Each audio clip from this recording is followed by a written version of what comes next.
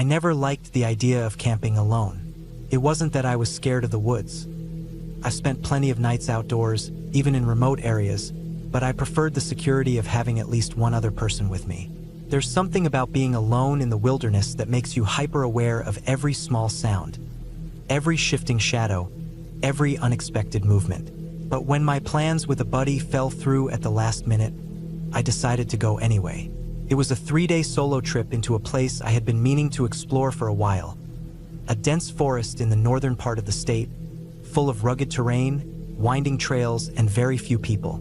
The area wasn't completely deserted. There were a few scattered campsites, but they were miles apart, and the further you hiked in, the more isolated it became. That was exactly what I was looking for. Quiet, solitude, a chance to disconnect. I packed light but smart. A tent, sleeping bag, plenty of food, water, a GPS, and a map in case technology failed me. The weather forecast looked good, with only a slight chance of rain on the last day. I started my hike early in the morning, parking my truck at the small lot near the trailhead. The first few miles were easy, wide trails, well-marked paths, nothing challenging. But as I went deeper into the forest, the terrain became rougher. The trees grew denser, the ground more uneven. I had to watch my step to avoid loose rocks and tree roots. The air smelled of damp earth and pine, and apart from the occasional bird call or rustling in the underbrush, it was silent. By late afternoon, I reached the spot I had marked on my map, a flat area near a small stream, surrounded by thick trees. It was perfect. I set up my tent, gathered some firewood, and took my time getting everything in order before sunset. The quiet was almost unsettling. I had spent plenty of nights camping, but this felt different. Maybe it was because I knew there was no one else around for miles. If something happened, no one would hear me. I pushed the thought aside. I ate my dinner, sat by the fire, and listened to the sounds of the woods. It was peaceful. I stayed up longer than I planned, just watching the fire, letting the warmth soak into me. When I finally climbed into my tent, I felt good, calm, comfortable, ready to get some rest. Sometime in the middle of the night, I woke up needing to use the bathroom. I groggily unzipped my tent, grabbed my flashlight, and stepped outside. The fire had died down to just glowing embers, and the woods were completely still. The air was colder than before, and I shivered as I moved a few yards away from my campsite. As I turned back toward my tent, my foot slipped on something loose. Maybe a wet root, maybe some loose soil. I didn't even have time to react. 1 second I was standing, the next I was falling. My flashlight went flying, and I tumbled down a steep slope. The fall seemed to last forever. My body slammed against rocks and branches, my backpack catching on things but not stopping me. I landed hard, the wind knocked out of me. For a few moments, I just lay there, trying to figure out if anything was broken. My ribs ached, my hands were scraped, and my right ankle throbbed. I sat up slowly, wincing at the pain. The darkness was overwhelming. My flashlight was nowhere in sight.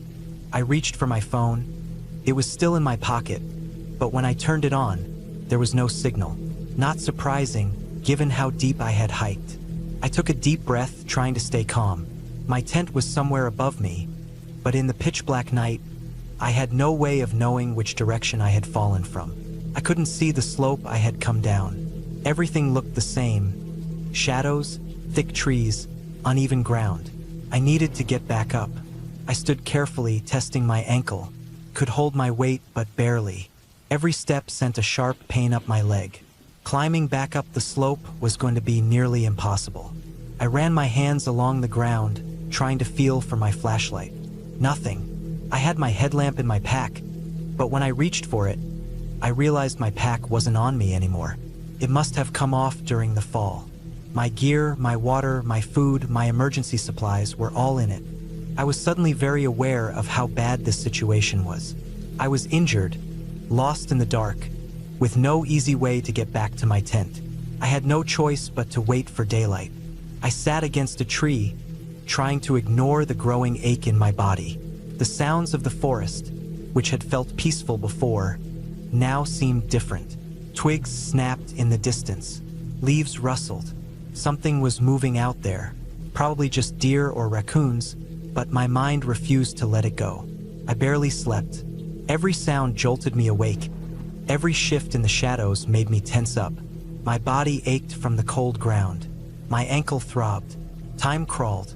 Eventually, the sky began to lighten. I stood, my muscles stiff, and surveyed my surroundings. The slope I had fallen down wasn't just a slope, it was the edge of a ravine. The sides were steep, almost vertical in places. Climbing up would be dangerous, especially with my ankle, but I had to try. I moved slowly, using trees for support, testing every foothold. The ground crumbled beneath me more than once, sending me sliding back down. My hands were torn up from grabbing onto rough bark and sharp rocks. After what felt like an eternity, I made it partway up, but not far enough. Then I heard something. At first, I thought it was just the wind, but then I heard it again. A deep, guttural breathing. Not mine. Not an animal moving through the brush. This was something big. Something close. I froze, my heart pounding. The breathing was steady, deliberate. It wasn't moving away. It was just there, listening, watching. I turned my head slowly. Through the trees, maybe 30 feet away, I saw it. A large, dark shape, standing still among the trees. A bear. I could see its silhouette against the morning light. It wasn't moving, but it knew I was there. My mind raced. I had no food on me, nothing to attract it, but I was injured, vulnerable. I knew better than to run. Running would trigger a chase. But staying still wasn't an option either. I moved as slowly as I could, trying not to make any sudden sounds. The bear didn't move. It just watched. Every step I took felt agonizingly slow. I kept my eyes on it, not wanting to turn my back. My ankle screamed with every movement, but I kept going. After what felt like forever, I reached a thicker part of the trees. The bear was still there, still watching, but it hadn't followed. I kept moving, forcing myself not to panic. Eventually, I found a way up the ravine. It took everything I had, but I pulled myself over the edge and collapsed onto the ground, breathing hard. I didn't stop. I limped back toward my camp, finding my tent still standing, my gear untouched. I packed up as fast as I could, my hands shaking. I didn't relax until I was back at my truck, doors locked, engine running. I never camped alone again.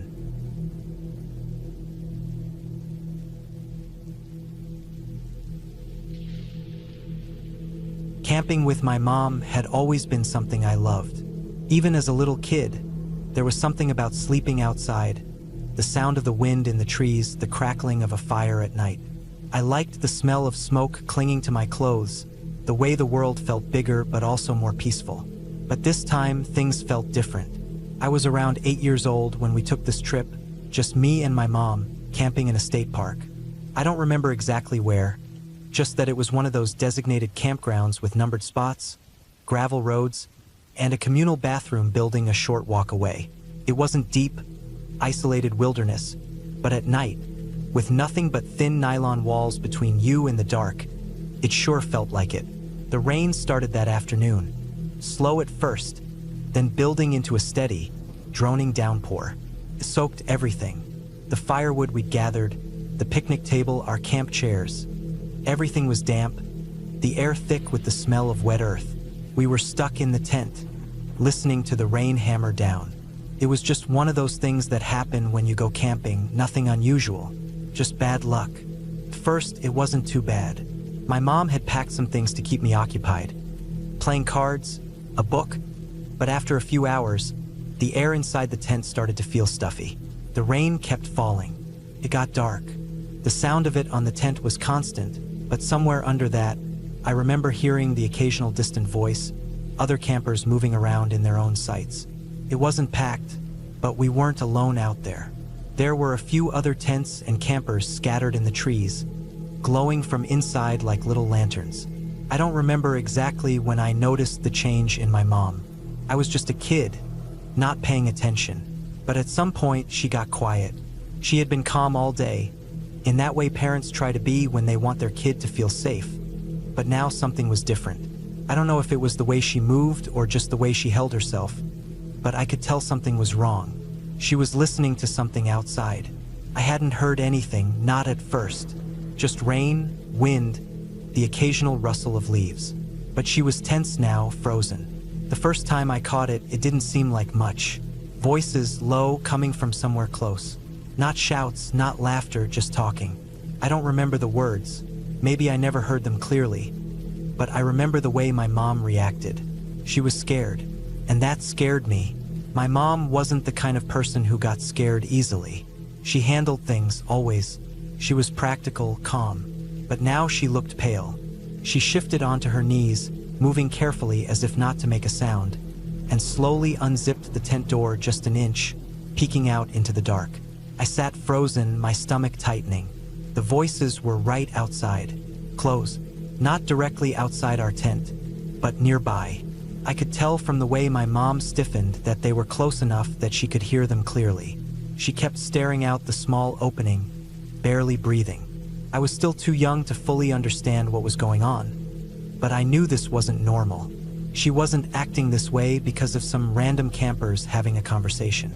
This was different. She let the tent flap close and turned toward me, moving carefully to her bag. She pulled out our biggest camping knife, the one she used for cooking, and held it tightly. I don't remember the exact words she whispered to me, but I remember the plan. If something happened, if someone tried to get into the tent, she would cut open the back and I would run. Straight to the car. Lock the doors. Hide. She would stay behind and fight. Her voice was firm, but her eyes were wide, filled with something I had never seen in her before. Real fear. That was when I really, truly got scared. I didn't cry. I didn't make a sound. I just sat there, staring at her, waiting, listening. Outside, the voices kept going, muffled by the rain. I remember staring at the back of the tent, my mind racing, trying to picture what it would be like if my mom suddenly sliced it open. If I had to run through the cold, wet dark, alone to the car. If I could make it. If she could fight them off. I kept thinking about how thin the tent fabric was. How little it would take for someone to tear through it. The voices moved away. We waited. The rain poured. Time crawled by, every second stretching out endlessly. My mom didn't sleep. I didn't sleep. I kept picturing shadows moving outside, picturing people creeping up to the tent with knives or ropes or something worse. Every small sound made me jolt. My body tensed to run, waiting for my mom to slash open the tent so I could escape. But nothing happened. At some point, the voices faded completely. My mom stayed alert, gripping the knife, staring at the tent door as if waiting for something. But there was only silence now, apart from the rain. We stayed like that all night, the fear settling deep in my chest. I must have dozed off at some point because the next thing I remember, it was morning. The rain had stopped. The world outside was damp and gray. We didn't speak much. We just packed up, fast.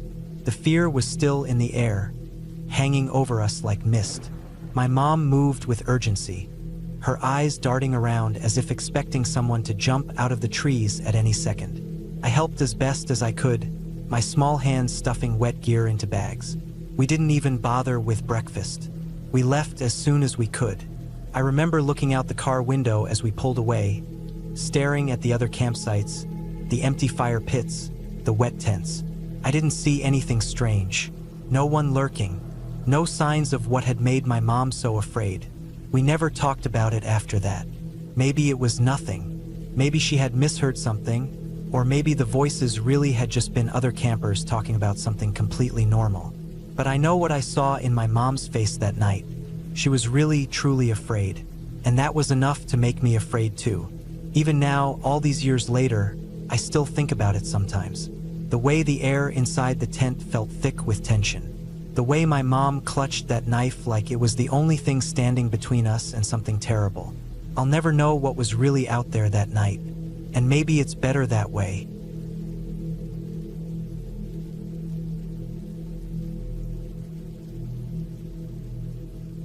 Camping trips had always been a routine part of my summers.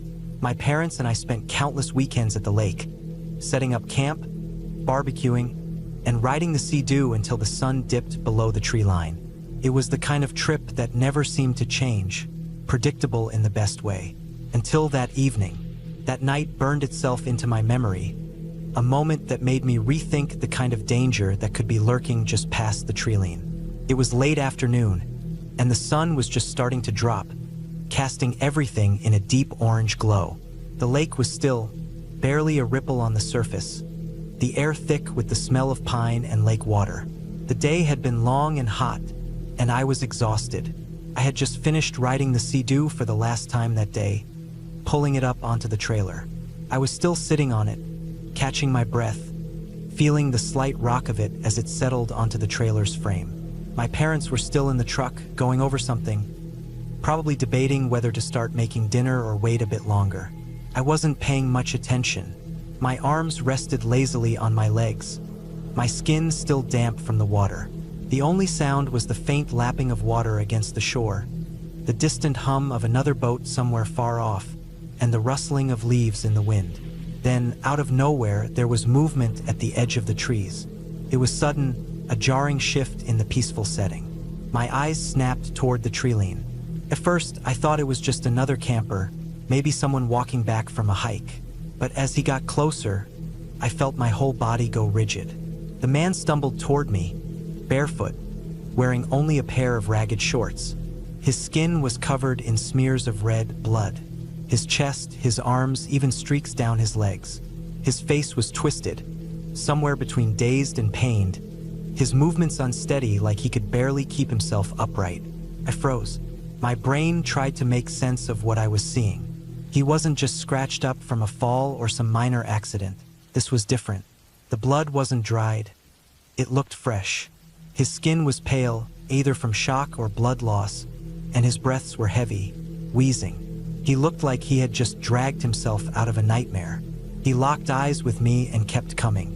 I wanted to move, wanted to get off the Sea-Doo, but I couldn't. My arms stiffened, my legs locked in place. He got closer, reaching out like he was trying to steady himself, and before I could react, he was leaning against me. His weight pressed into me, his skin hot against mine. He smelled like sweat, alcohol, and something else, coppery and sharp. Blood. My stomach turned, and my hands instinctively shot up, trying to push him off, but he was too out of it to even react. He mumbled something, but the words were slurred, nearly incoherent. The truck doors slammed open. My parents jumped out, their footsteps crunching against the gravel as they rushed over.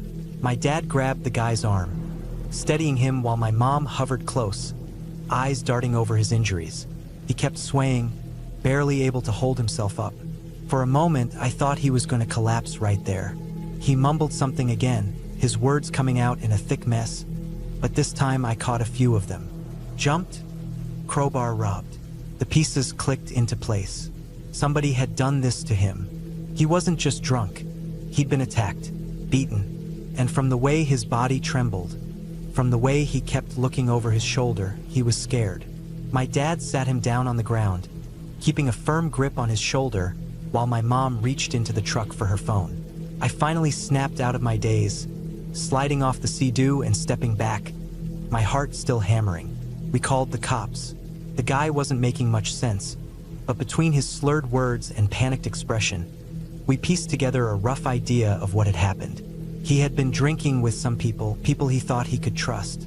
At some point, things went sideways. They turned on him, beating him with a crowbar and stealing whatever he had on him before leaving him there. I looked toward the trees, the same direction he had come from, and a cold chill ran through me. They were still out there. We sat with him while we waited for the cops. He kept fading in and out, sometimes talking, sometimes just sitting there, staring at the ground. The blood on his skin had started to dry in some places, flaking off when he moved. I kept expecting something else to happen, like those guys would come charging out of the woods, realizing their victim had gotten away.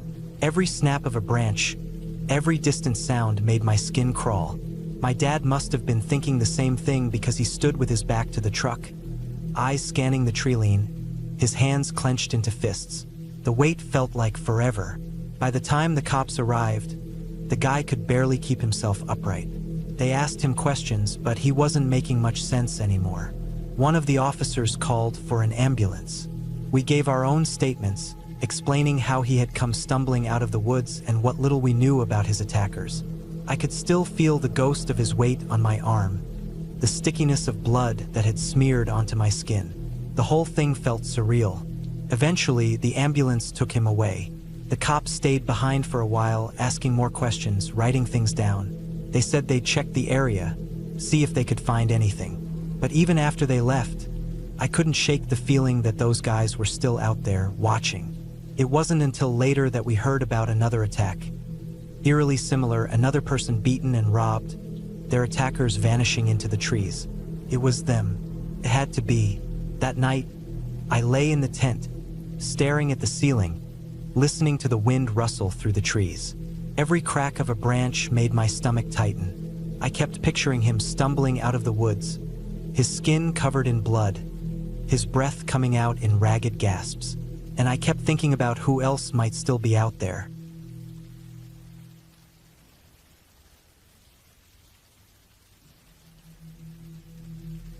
I worked at a sleepaway summer camp last year, the kind where kids stayed for weeks at a time, running wild in the woods during the day and collapsing into their bunks at night, exhausted but happy.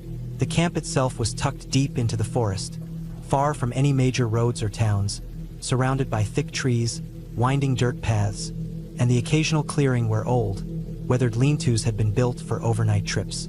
Every 2 weeks, each cabin group would spend a night at one of these sites, sleeping in the woods, telling stories around a fire, and waking up with the sunrise. I had always loved the forest. I grew up playing in the woods near my house, making forts out of fallen branches, climbing trees, and tracking animal footprints in the dirt. The sounds of nature had always been comforting to me.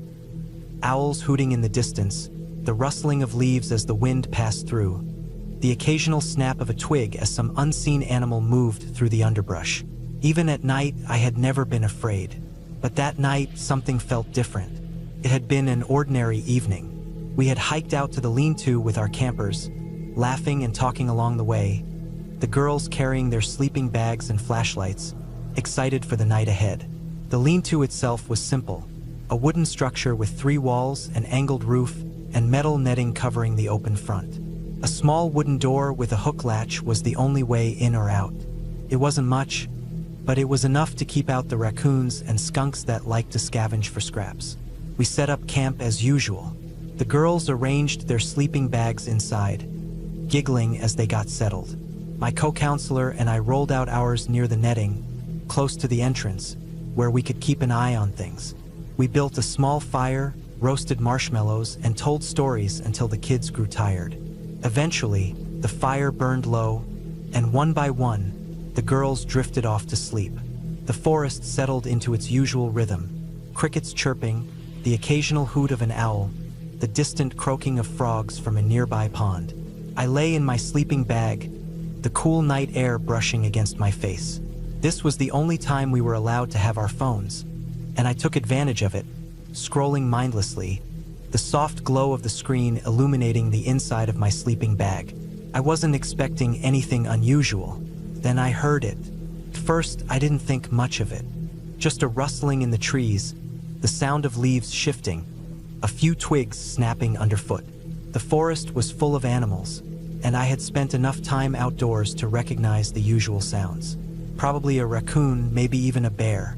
It wasn't uncommon for them to sniff around campsites at night, hoping to find leftovers. But something about the way the footsteps moved made me pause.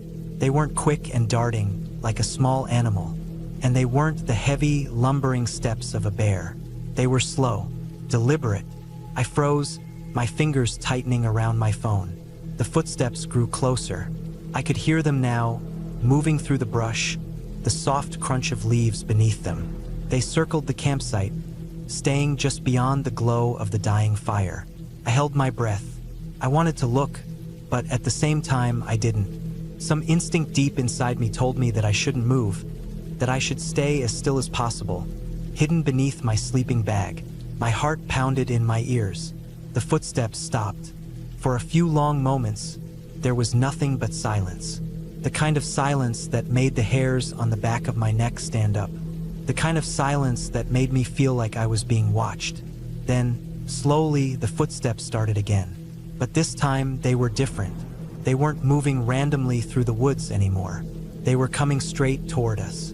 I gripped my sleeping bag tighter, pressing my phone to my chest, afraid that even the faint glow might give me away. Whoever or whatever it was right outside the lean-to now, just on the other side of the netting. I listened, straining to hear over the pounding of my own heart. A breath, not mine, not my co-counselor's. Something or someone was standing there, breathing, just a few feet away from where I lay. I could hear the slow inhale, the exhale, like someone trying to remain quiet but not quite succeeding. I stayed still. My mind raced through possibilities. An animal, maybe a bear, though the breathing sounded too human. A prank, maybe, though no other counselors had any reason to be out here. A lost hiker? Then, just as suddenly as it had come, the breathing stopped. I lay there, frozen, waiting. Minutes passed. Nothing. Slowly, I let myself breathe again, my body still tense. Maybe it had just been my imagination. Maybe I had mistaken the wind for breath, my own paranoia for something more. I must have fallen asleep at some point, because the next thing I knew, sunlight was filtering through the trees, the forest bathed in early morning light. The girls were already stirring, stretching and yawning as they packed up their sleeping bags. Everything looked normal, peaceful. But as we prepared to leave, my co-counselor pulled me aside. Her face was pale, her hands fidgeting. "Did you hear that guy walking around the campsite last night?" I felt my stomach drop. She had seen him. While I had hidden in my sleeping bag, too afraid to look, she had peeked through the netting. And standing there, just beyond the firelight, was a dark figure, moving slowly around the campsite, watching. I didn't know what to say. We told the camp director about it when we got back. He didn't seem surprised. He just shrugged and said there were a few farmers in the area. Maybe one of them had wandered too far from their property. But that didn't explain the way the footsteps had circled us. It didn't explain the breathing. It didn't explain why, in the middle of the night, miles from any road or house, someone had been standing outside our lean-to, watching us sleep. I never slept near the netting again.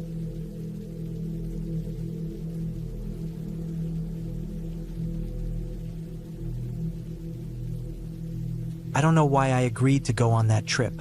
I was never the type to enjoy the deep woods, and I certainly wasn't the kind of person who found joy in roughing it. But when my old friend Matt called me up and told me he was planning one last big camping trip before moving out of state, I felt like I had to go. There was something about the way he asked, like it was important, like it was one of those things we'd look back on years from now and laugh about. So, I packed my gear, borrowed a sleeping bag from my brother, and met up with Matt and his two friends, Chris and Daniel, early on a Friday morning. We loaded our gear into Chris's truck and set off toward Hollow Ridge, a place Matt had found on an old topo map. It was way off the beaten path, supposedly quiet, with a few good clearings to set up camp. None of us had been there before, but that didn't seem to bother anyone except me. Took us about 3 hours to get there, most of it spent on winding gravel roads that kicked up so much dust I could taste it. The last stretch wasn't even a road, just a narrow, overgrown path that forced us to park the truck and hike the rest of the way in. That was my first real moment of hesitation. Once we left the truck, there'd be no easy way back. We grabbed our packs and started hiking. The sun was high, and the air was thick with humidity. The trail, if you could even call it that, was barely visible, just a thin strip of trodden-down grass winding through dense trees. The deeper we went, the quieter everything became. No cars, no distant hum of civilization, just the occasional chirp of a bird or the rustling of leaves. After about 2 hours of hiking, we finally found a decent spot. It was a small clearing, maybe 30 feet across, surrounded on all sides by thick forest. A shallow creek ran nearby, providing us with water, and there was plenty of dry wood for a fire. It wasn't perfect, but it was good enough. We set up our tents, built a fire, and settled in. The first night was uneventful. We cooked some food, had a few drinks, and sat around talking until the fire burned low. It was peaceful in a way that made me feel stupid for hesitating earlier. Then came the second night. The day had been good. We spent most of it exploring the area, hiking up to a ridge that gave us a view of the valley below. We didn't see another person the entire time, which should have felt nice, but for some reason, it just made me uneasy. It was that same quietness from before, but heavier, like the woods were holding their breath. As the sun started dipping behind the trees, we made our way back to camp.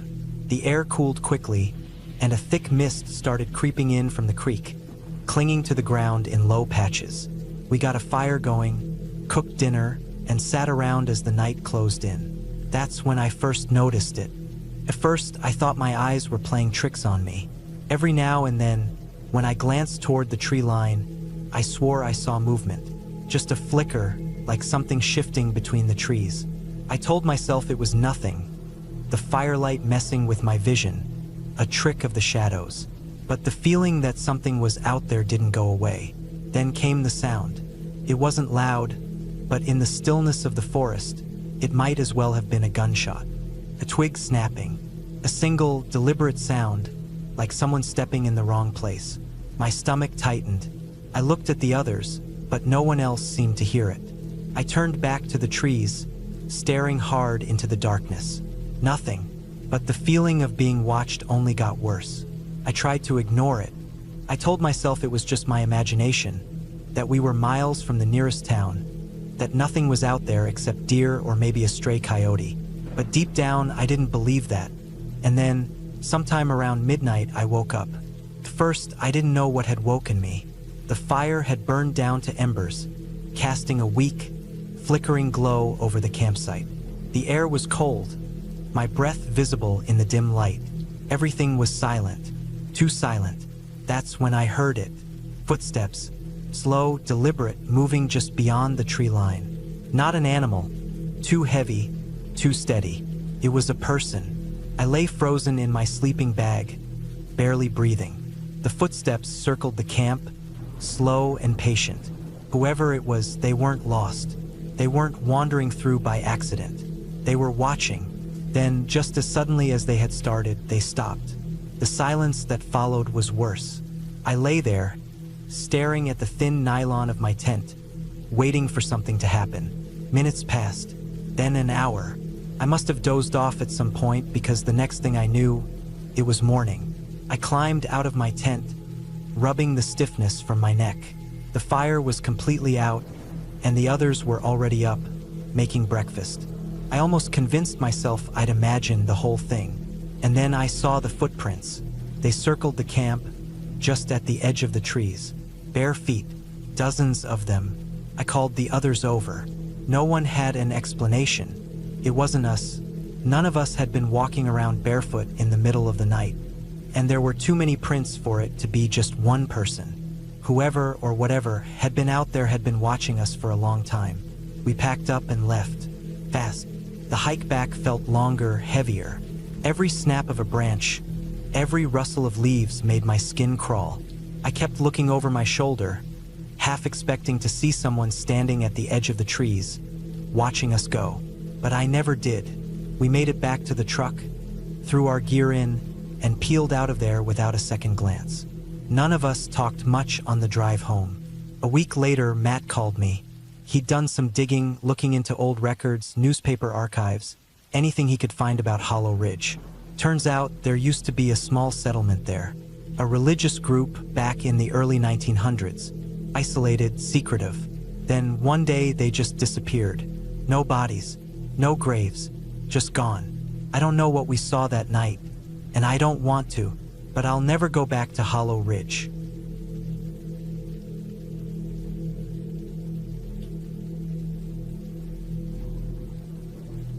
Camping trips with the lads were always a mix of reckless fun and a complete lack of common sense.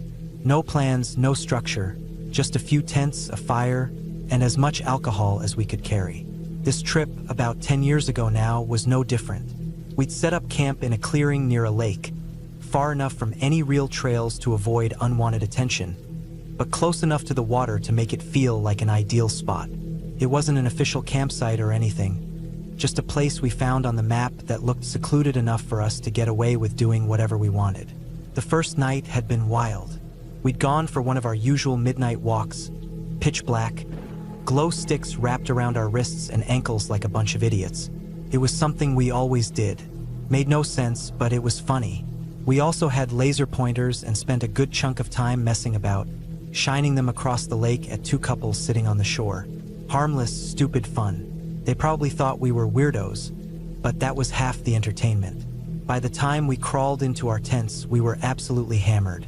I don't even remember what we were talking about, but me and my mate were just lying there, zipped up in the tent, chatting about nothing. The others were already asleep, or at least lying quietly in their tents. It must have been around 2 a.m. when we heard it. At first, it was just the sound of something moving in the bushes behind our tent. Not the light rustling of wind in the leaves, but something solid, deliberate, twigs snapping, branches shifting under weight. Someone or something was walking through the undergrowth. I stopped talking mid-sentence. My mate did too. We both just froze, listening. The movement stopped. For a few seconds, everything was dead silent except for the faint lapping of the lake in the distance. Then the footsteps started again, slow, careful, like someone was trying to be quiet but struggling against the thick undergrowth. The sound wasn't coming from the direction of our mate's tents. It was behind us in the opposite direction, where nothing but thick, thorned bushes and trees stood between us and the empty woods. We lay there completely still. Then came the sound that made my skin crawl, a distinct, unmistakable noise of someone taking a piss, right against the side of our tent. It was so close that I could hear the liquid hitting the fabric, the soft, irregular splatter as it ran down the side. It wasn't an animal. It wasn't rain. Someone was standing right there, inches from where we were lying, pissing on our tent in the middle of the night. We didn't move. We didn't say a word. My heart was hammering in my chest. I could feel the pulse in my neck, in my ears. The whole thing lasted maybe 5 seconds, but it felt like a lifetime. Then, without hesitation, we both shot up. Unzipping the tent as fast as we could, we scrambled outside, expecting to see someone standing there. But there was nothing. The night was still. The moon gave just enough light to make out the shapes of the other tents, the trees, the bushes. The spot where the piss had hit was still wet, glistening slightly in the dim light. But whoever had been there was gone. I turned in circles, scanning the area, listening for footsteps, for breathing, for anything. But there was nothing. No sound, no movement, just the eerie quiet of the forest at night. If it had been one of our friends, they would have had to get out of their tent, silently make their way through the thicket behind us, where we never went because of the dense brambles. Piss on our tent, then disappear without making a sound, all in the 5 seconds it took us to get outside. It made no sense. We walked around, checking the bushes, looking for signs of movement, but the only sound was the occasional chirp of a cricket or the distant rustle of leaves in the breeze. After a while, we just stood there, staring at each other, waiting for something else to happen. Nothing did. Eventually, we crawled back into the tent. We didn't talk much after that, just lay there, listening. Every tiny noise outside made me tense up, but the rest of the night passed without anything else happening. By morning, in the light of day, it felt ridiculous. The piss stain was still there, but there were no footprints, no obvious signs of anyone having been there. When we asked the others, they just laughed it off. Said we were probably so drunk we imagined it. Maybe we had, but I know what I heard. I know what I felt. And no matter how much time passes, no matter how many times I tell myself it was nothing, I'll never shake the feeling that someone real was standing just behind our tent that night, watching, waiting, and that, for some reason, they wanted us to know they were there.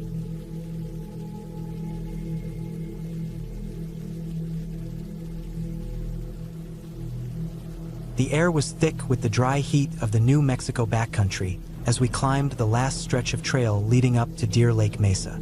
My legs ached from the constant ascent, my pack digging into my shoulders despite 3 days of hiking already behind us.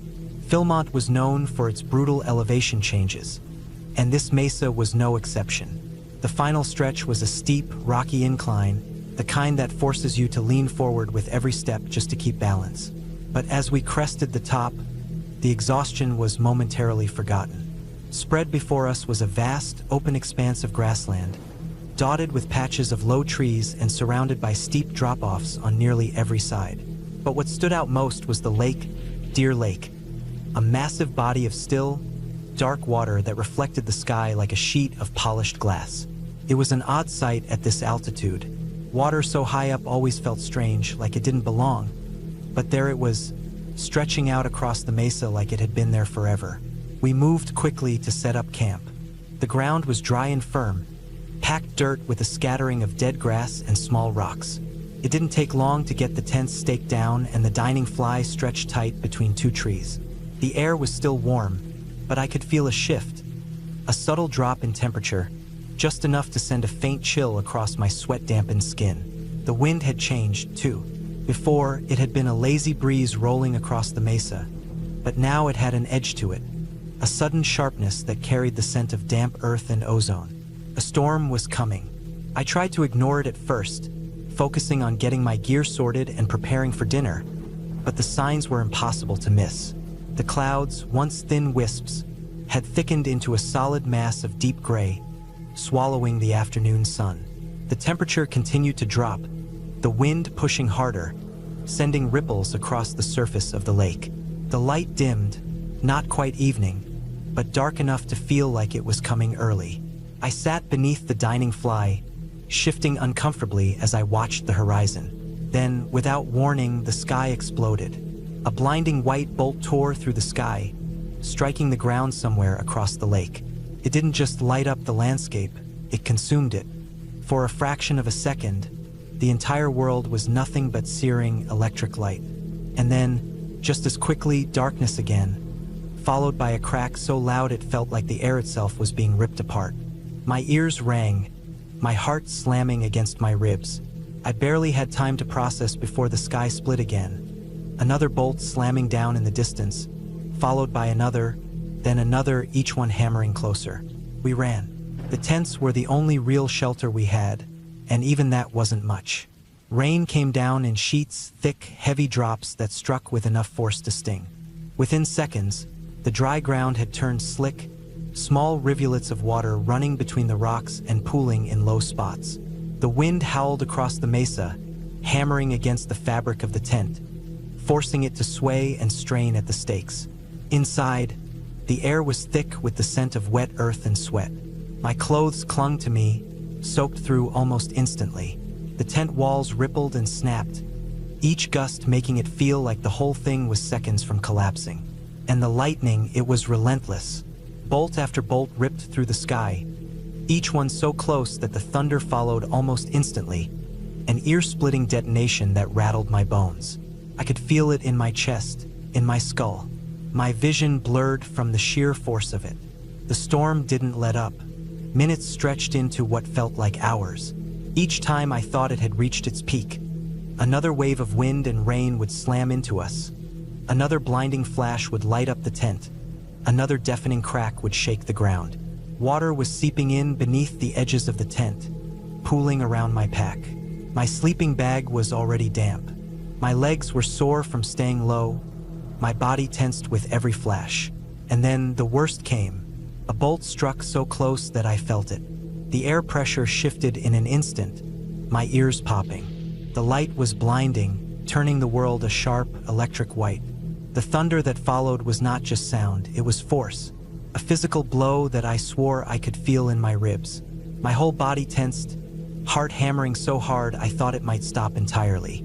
The tent shook violently, the fabric momentarily caving in before snapping back. For a second, I thought the stakes would rip free, that the wind would tear the whole thing away and leave us exposed. But somehow it held.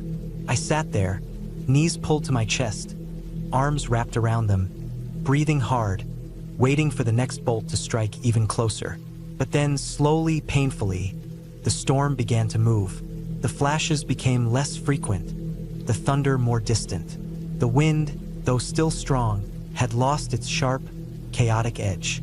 The rain softened, shifting from an all-out assault to a steady, rhythmic patter against the tent.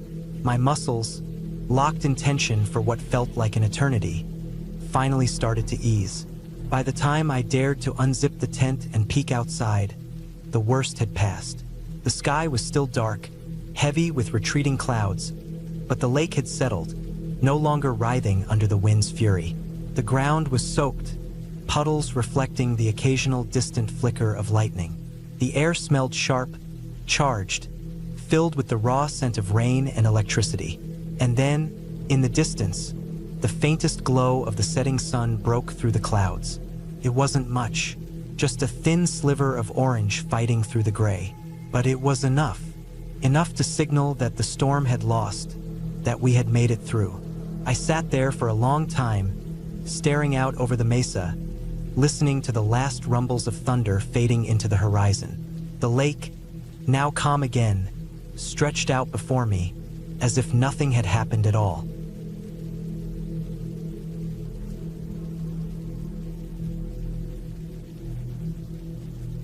The first thing I remember about the cabin was how quiet everything was. Not the comfortable kind of quiet you get in the early morning when the world is still waking up, but the unsettling kind, where you realize just how far you are from anything familiar.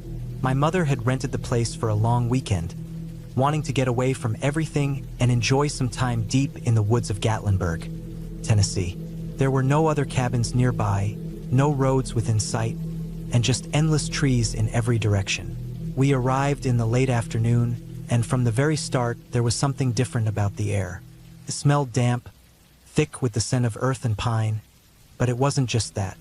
It felt heavier, like the weight of the trees pressed in on all sides. The kind of silence where every little noise stands out. The creak of the porch steps, the shuffle of leaves underfoot, the distant rustling in the trees. The sun barely made it through the thick canopy, leaving the cabin in a strange half-light even in the middle of the day. The inside of the cabin was nice enough. It had that rustic charm you'd expect from a rental in the woods. Wood-paneled walls, heavy furniture, and a fireplace that hadn't been used in years. It smelled faintly of dust and old wood, but it was clean, and the hot tub out back was a nice touch. We spent the first few hours settling in, unpacking, and getting comfortable. The others in our group were excited, cracking open beers and laughing about how in the middle of nowhere we were.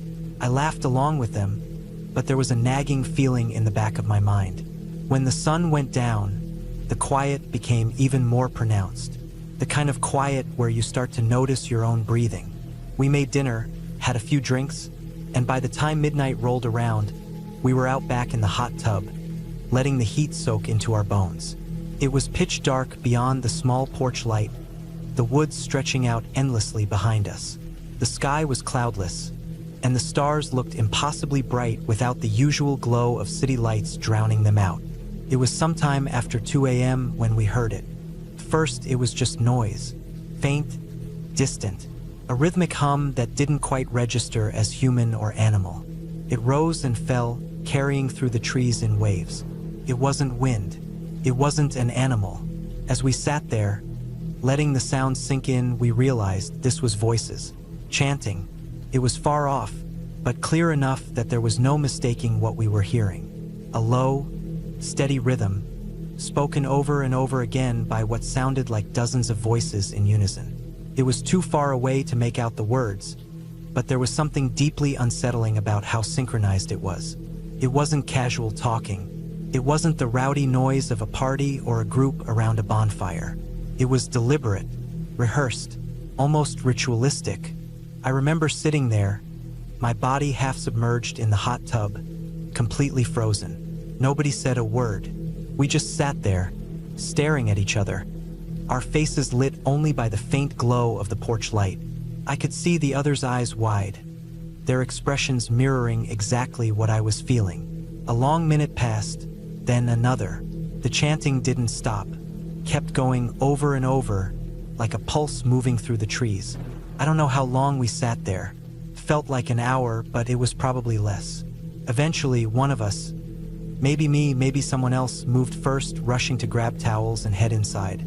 We locked the doors, closed the blinds, and sat in the living room in silence, listening. Even inside, we could still hear it. Fainter now, but still there, still repeating. None of us slept well that night. By morning, the woods seemed normal again. Sunlight filtered through the trees, birds chirped, and everything looked as it should. It almost made me question if we had imagined it.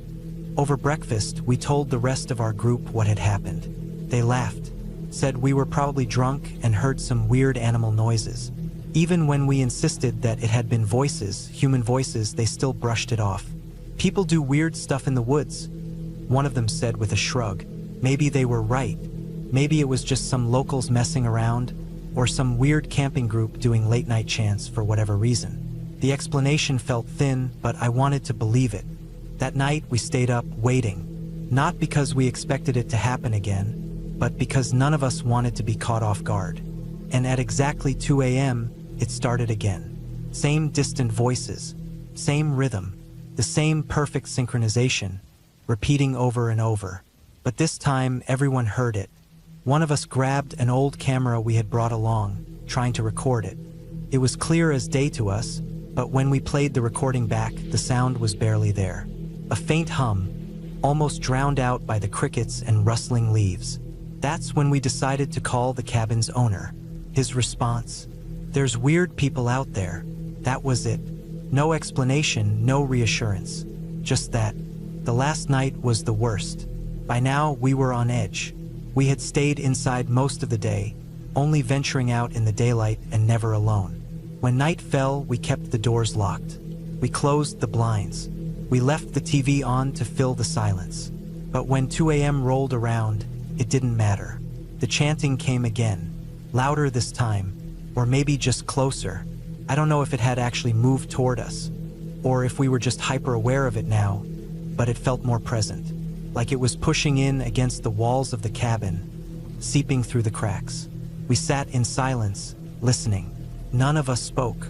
None of us moved. We just sat there, waiting, because what else could we do? It lasted an hour, and then it was gone, just like that. By morning, none of us wanted to talk about it. We packed up, left the key under the mat, and got the hell out of there. We never got an explanation. Even now, years later, I still wonder. Was it a group of people out there, night after night, chanting in perfect unison for some reason? Was it a recording somehow set up to play on repeat at the exact same time? And if so, why? Or was it something else? I don't know. I don't think I ever will. All I know is I'll never go back to that cabin.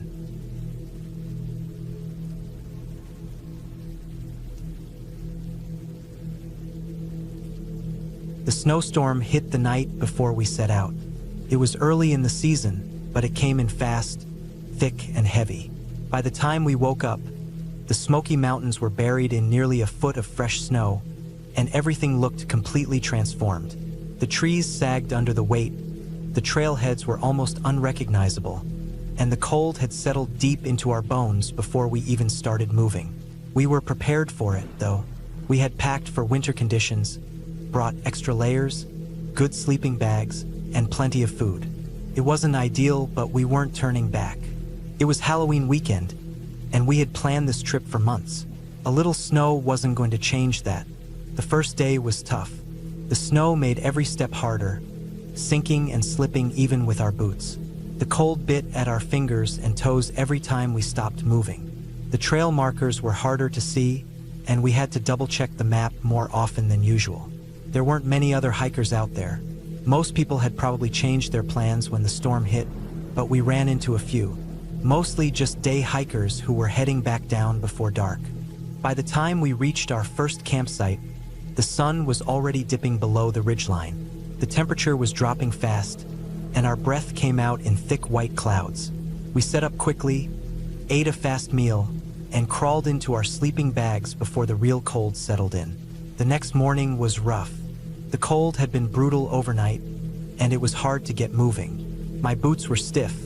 My fingers felt like they'd never fully warm up, and the thought of another long day of hiking through snow wasn't exactly exciting. But we packed up, shook the frost off our tents, and started moving. By midday, we reached the second campsite. It was a small clearing just off the trail, with a few flat spots for tents and a fire pit that had long been buried under the snow. But something was off. There was already a tent set up. At first, we didn't think much of it.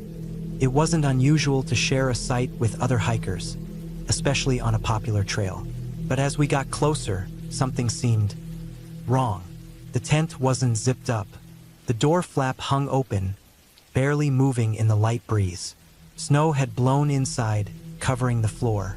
A bag of food sat just inside, half buried in the fresh powder. Next to the entrance, a pair of Crocs lay abandoned, dusted with snow, like someone had stepped out and never returned. But there was no sign of the people who had set it up. We figured they must have gone off exploring or maybe taken a short hike away from camp. But as the hours passed, nobody returned. No footprints led away from the tent. No movement in the distance. Just that open tent, half filled with snow, looking more and more like something that had been abandoned. It didn't make sense. Who leaves their tent unzipped in the middle of a snowstorm? Who leaves food sitting out, practically begging for animals to find it? And why weren't there any tracks leading away? It was unsettling, but there wasn't much we could do about it. We went about our own routine, setting up our tents, getting a fire started, and cooking dinner. As the sun set, the temperature plummeted again, and the whole world turned eerily quiet. There's something about snow that muffles sound. Even in the woods, where you're used to hearing the wind in the trees, branches creaking, and small animals moving through the underbrush, everything felt still. The fire crackled, our breath fogged the air, and the cold pressed in from every direction. That night, I barely slept. The abandoned tent sat maybe 20 yards away from ours, just within sight if I lifted my head.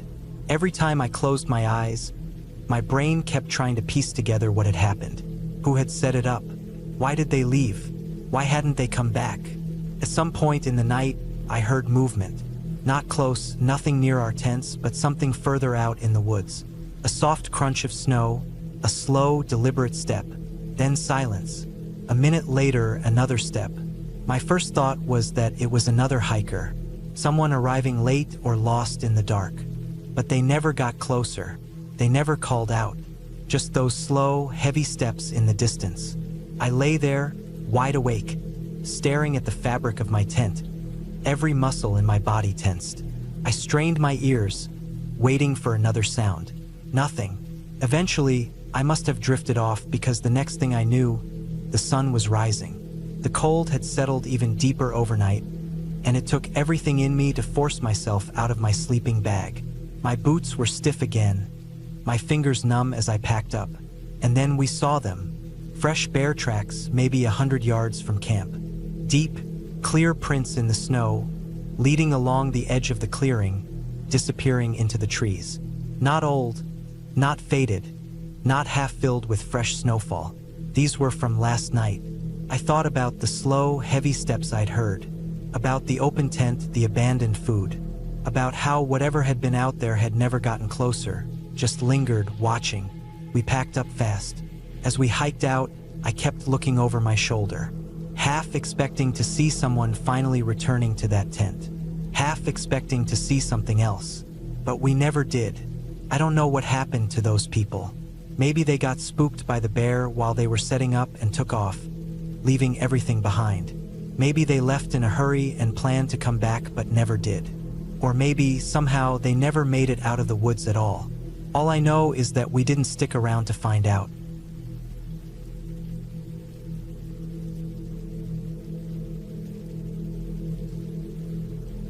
Camping was always something my family did at least once or twice a summer. It wasn't the deep woods, off-the-grid kind of camping, but the kind where you'd haul a couple of tents, a cooler full of food, and some folding chairs to a state park or a well-maintained campground. There were always plenty of other families around, and while it wasn't exactly the rugged outdoor experience some people preferred, I still liked it. I was in my early teens, probably 13 or 14, when this particular trip happened. We had driven a couple of hours out of Portland, Oregon, to a campground we'd never been to before.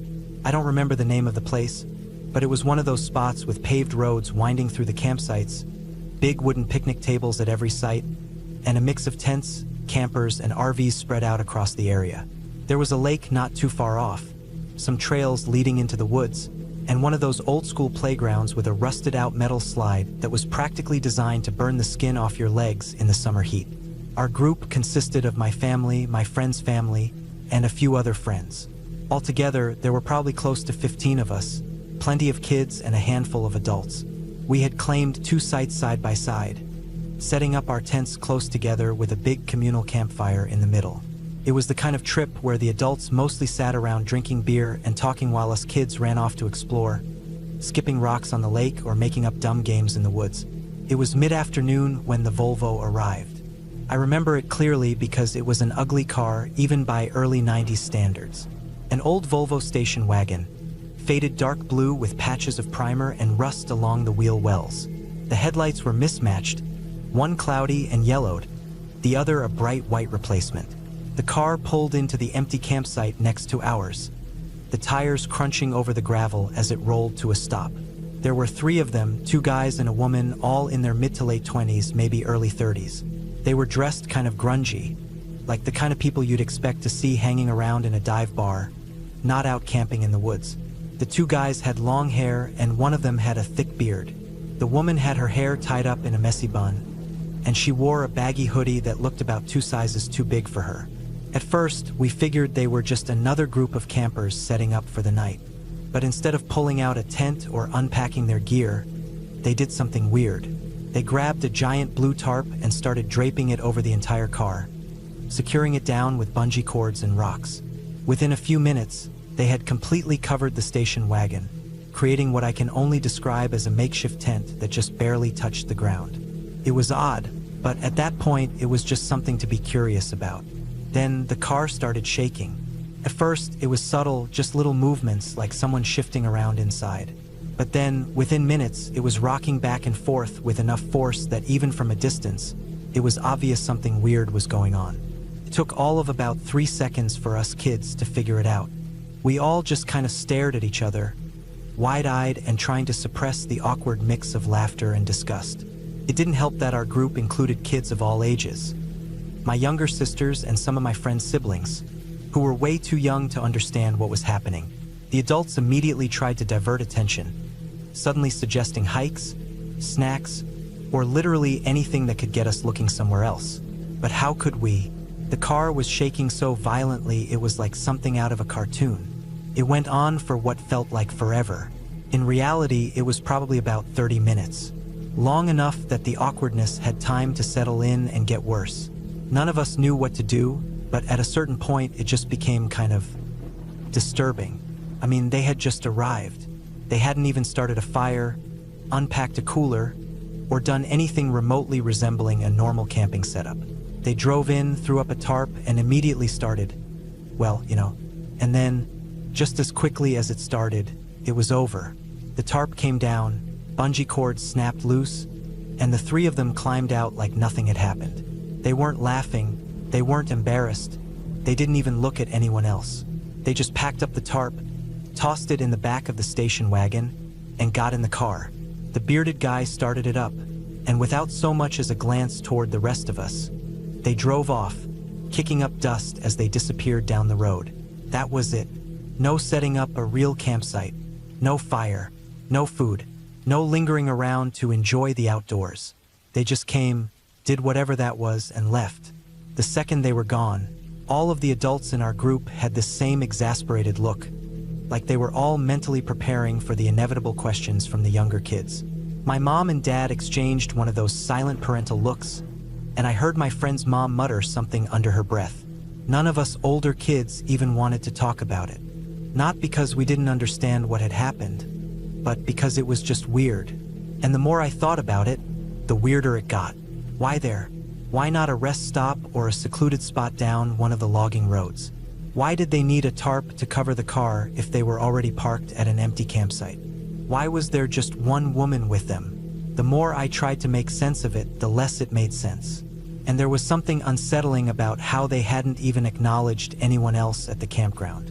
No nods, no waves, nothing. Just in and out like they were completing some kind of transaction. The rest of the trip was normal, but that moment stuck with me. I couldn't shake the feeling that something was off about the whole thing. Even now, looking back on it as an adult, it still unsettles me. because that wasn't normal, and I have no idea what was actually going on in that car. But I know for sure it wasn't just some casual fling in the woods. Something about it felt wrong, and I'll never forget it.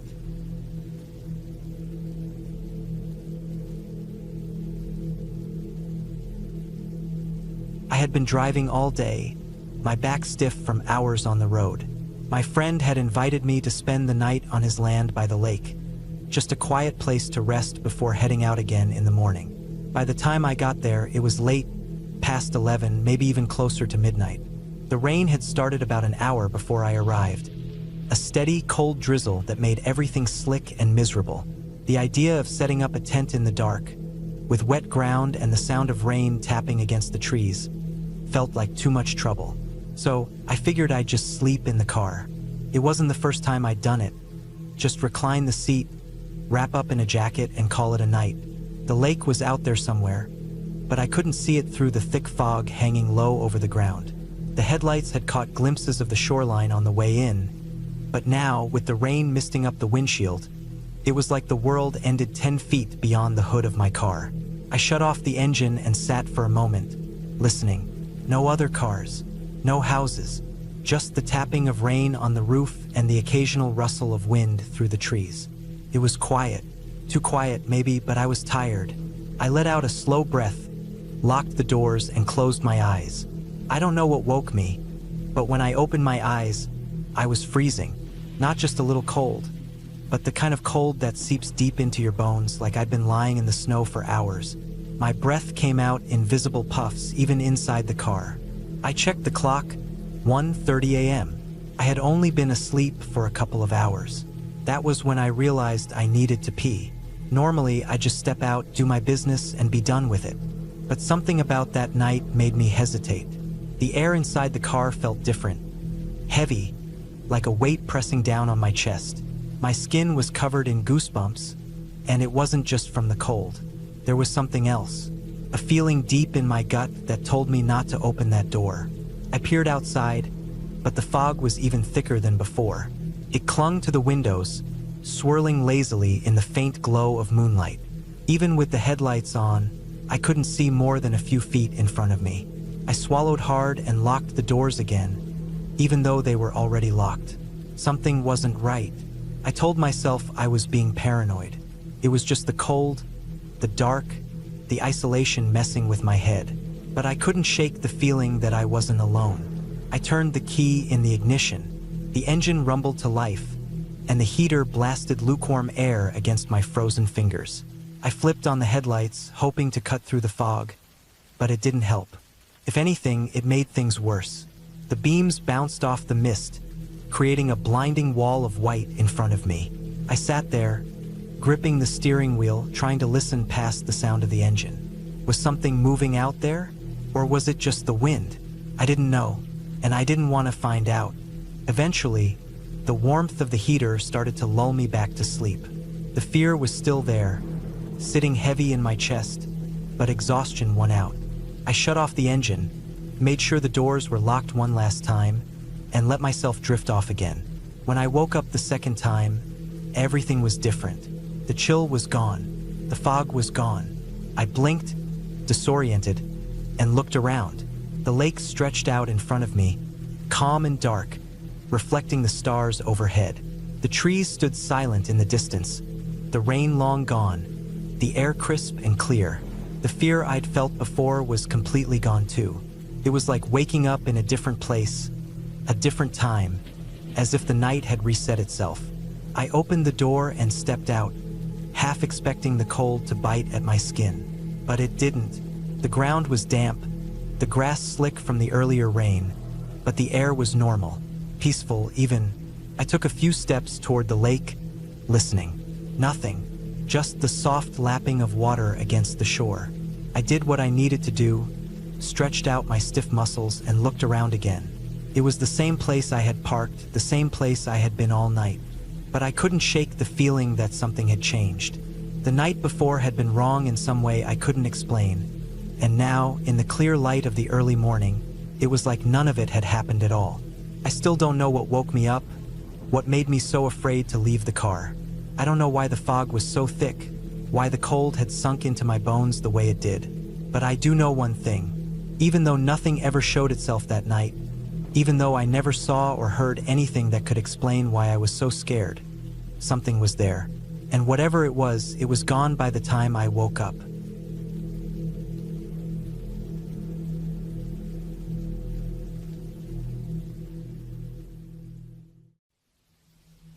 I had lived in Brazil for over a year when my friend and I decided to take a short trip into the mountains. We weren't looking for anything extreme, just a tough overnight hike to test some gear and get ourselves ready for a longer trek in Patagonia. The plan was simple: hike in, camp for a night, and hike back out the next day. We chose a trail in the southern part of the country, deep in rainforest-covered mountains. It wasn't a popular trail, which suited us fine. We weren't looking for crowds, just a chance to push ourselves in tough terrain. From the very start, it was brutal. The heat was overwhelming, and the humidity made every step feel like a struggle. The rainforest air was thick, almost suffocating, clinging to our skin like a wet sheet. Within the first hour, I was drenched in sweat.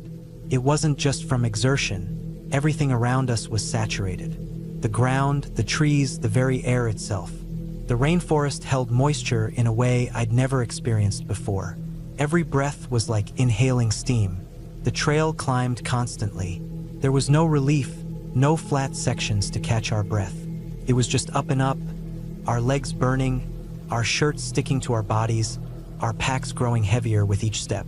The vegetation was dense, pressing in on either side of the narrow trail. The higher we climbed, the thicker the mist became, until we were walking through low-hanging clouds, visibility dropping to just a few meters. Everything dripped, leaves, branches, our own bodies. We were soaked through, the sweat mixing with the moisture in the air until there was no difference between the two. We hiked for hours like this, slow, exhausting progress. The jungle around us was eerily quiet. No insects, no rustling in the undergrowth. Just birds, distant and sporadic, their calls echoing strangely in the mist. It felt lifeless in a way I hadn't expected. The heat made it hellish, but the silence made it unsettling. By late afternoon, the clouds thickened even more, and the first drops of rain started to fall. It wasn't a sudden downpour, just a slow, steady increase in drizzle. It didn't really matter, we were already soaked. The rain was just another layer of wet on top of everything else. We kept going, hoping to find a decent place to camp before nightfall. The trail was steep and uneven, the ground soft with moisture, and flat spots were non-existent. Every time we thought we found a possible site, it was either too sloped or already covered in water. But then, just as the rain picked up into a heavier downpour, we found it. A small, relatively flat clearing off to the side of the trail. It wasn't ideal. The ground was already muddy, and there were a few inches of standing water in some spots, but it was the best we were going to get. I didn't care. I was exhausted. My legs felt like lead, and my entire body ached from the relentless climb. I just wanted to set up my tent, eat something, and rest. We worked quickly, setting up our tents as the rain turned into a steady roar. The sound of it hitting the leaves was deafening, an endless drumming that filled the entire forest. The moment my tent was up, I crawled inside, stripped off my wet clothes, and wrapped myself in my sleeping bag. I didn't even bother trying to dry off. There was no point. Everything was soaked, and it would stay that way until we hiked out. I spent the evening reading, listening to the rain hammering against the fabric of my tent. The heat of the day had faded, and the air was cooling rapidly. At this altitude, temperatures could drop below freezing at night, which was a relief. No mosquitoes, no bugs crawling into my tent. Just the rain, the wind, and the occasional bird call. I fell asleep quickly, too exhausted to think about anything other than the dull ache in my muscles. Then, sometime in the middle of the night, I woke up. At first, I wasn't sure why. The rain was still falling, a steady background noise. My tent was pitch black. I blinked, disoriented, my body stiff from sleep. Then I heard it. A voice. A girl's voice. She was singing. The sound was distant at first, barely audible over the rain. A soft, melodic tune, carried by the wind. I didn't understand the words, but the rhythm was slow, almost lullaby-like. A children's song, maybe? Something about the rain. I lay still, listening, my heart starting to pick up speed. The singing was getting closer. I turned my head slightly, straining to hear over the sound of raindrops hitting my tent. The voice was clear now, definitely a woman, definitely singing in Portuguese. Her tone was calm, almost detached, as if she were singing absent-mindedly to herself. Then she was right outside our tents. The voice passed by, the singing uninterrupted. She wasn't talking to us. She wasn't stopping. She just kept walking, moving past us and disappearing into the darkness. The song faded, swallowed by the sound of the rain. I stayed frozen, my body tense. There was no reason for anyone to be out here at this hour. This trail wasn't used often, and we were deep in the mountains, far from any villages or roads. Who the hell was she?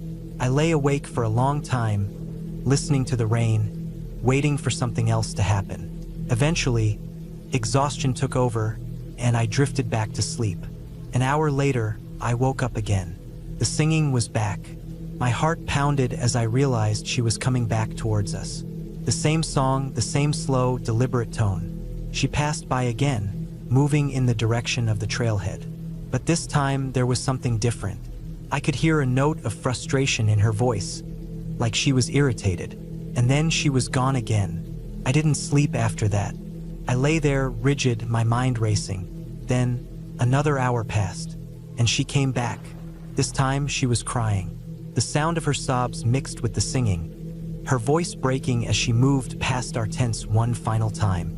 The sadness in her voice was overwhelming, something raw and painful, though I still couldn't understand the words. And then, just like before, she was gone. Morning came, gray and wet. The rain had stopped, leaving behind a thick, heavy mist. My friend and I emerged from our tents at almost the same time, looked at each other, and knew we had both heard the same thing. Neither of us said anything at first. We just packed up in silence, moving quickly, eager to get off the mountain. The mist felt oppressive, and every sound in the jungle felt sharper, more noticeable. As we hiked back down, I kept expecting to see something. Footprints in the mud, some sign that she had been real.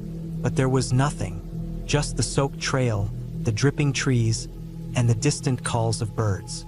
We didn't talk much on the way back. There was nothing to say.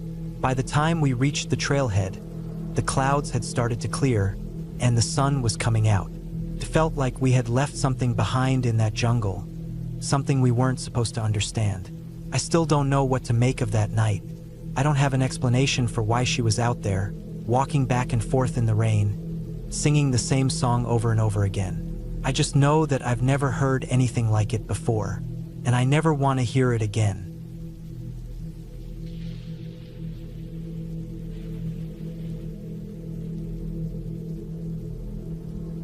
High in the Peruvian Andes, below the Saucante Pass, we made camp for the night. The altitude was brutal, over 10,000 feet, and even though I had been hiking all day, exhaustion sat heavily on me in more ways than one. My body was tired, muscles aching from the rough terrain, and my lungs burned from the thin air. It wasn't just fatigue. It was that kind of exhaustion that seeps into your bones, where sleep comes fast, deep, and heavy. The campsite was an unusual one. Instead of just setting up our tents in an open field, we had the added protection of a large, garage-sized canvas shelter. Inside, for smaller tents were arranged neatly, giving us some extra protection from the wind and the elements. I was grateful for it. The highlands could be unforgiving at night, with temperatures dropping fast once the sun disappeared behind the jagged peaks. After a meal of something warm and filling, though I was too tired to remember exactly what it was, I crawled into my tent. The cold crept in quickly, and I bundled myself in my sleeping bag, pulling the hood tight over my head, leaving just a small opening for my nose and mouth. The sound of others rustling in their tents faded into the quiet hush of the night. The wind whispered through the valleys, distant and soft, not yet strong enough to rattle the tent fabric. I let out a slow breath, feeling warmth build up inside the small space. My body relaxed. Sleep took me fast. I don't know how long I was out before something woke me. It was subtle at first, the kind of disturbance that barely registers. A shift in the air, a faint noise just outside the veil of consciousness. My mind hovered between sleep and wakefulness, my body still sluggish and unwilling to move. Then there it was again, a sound, a rustling, faint but deliberate. My ears sharpened, picking up the movement just outside the thin walls of my tent. Something was pressing against it.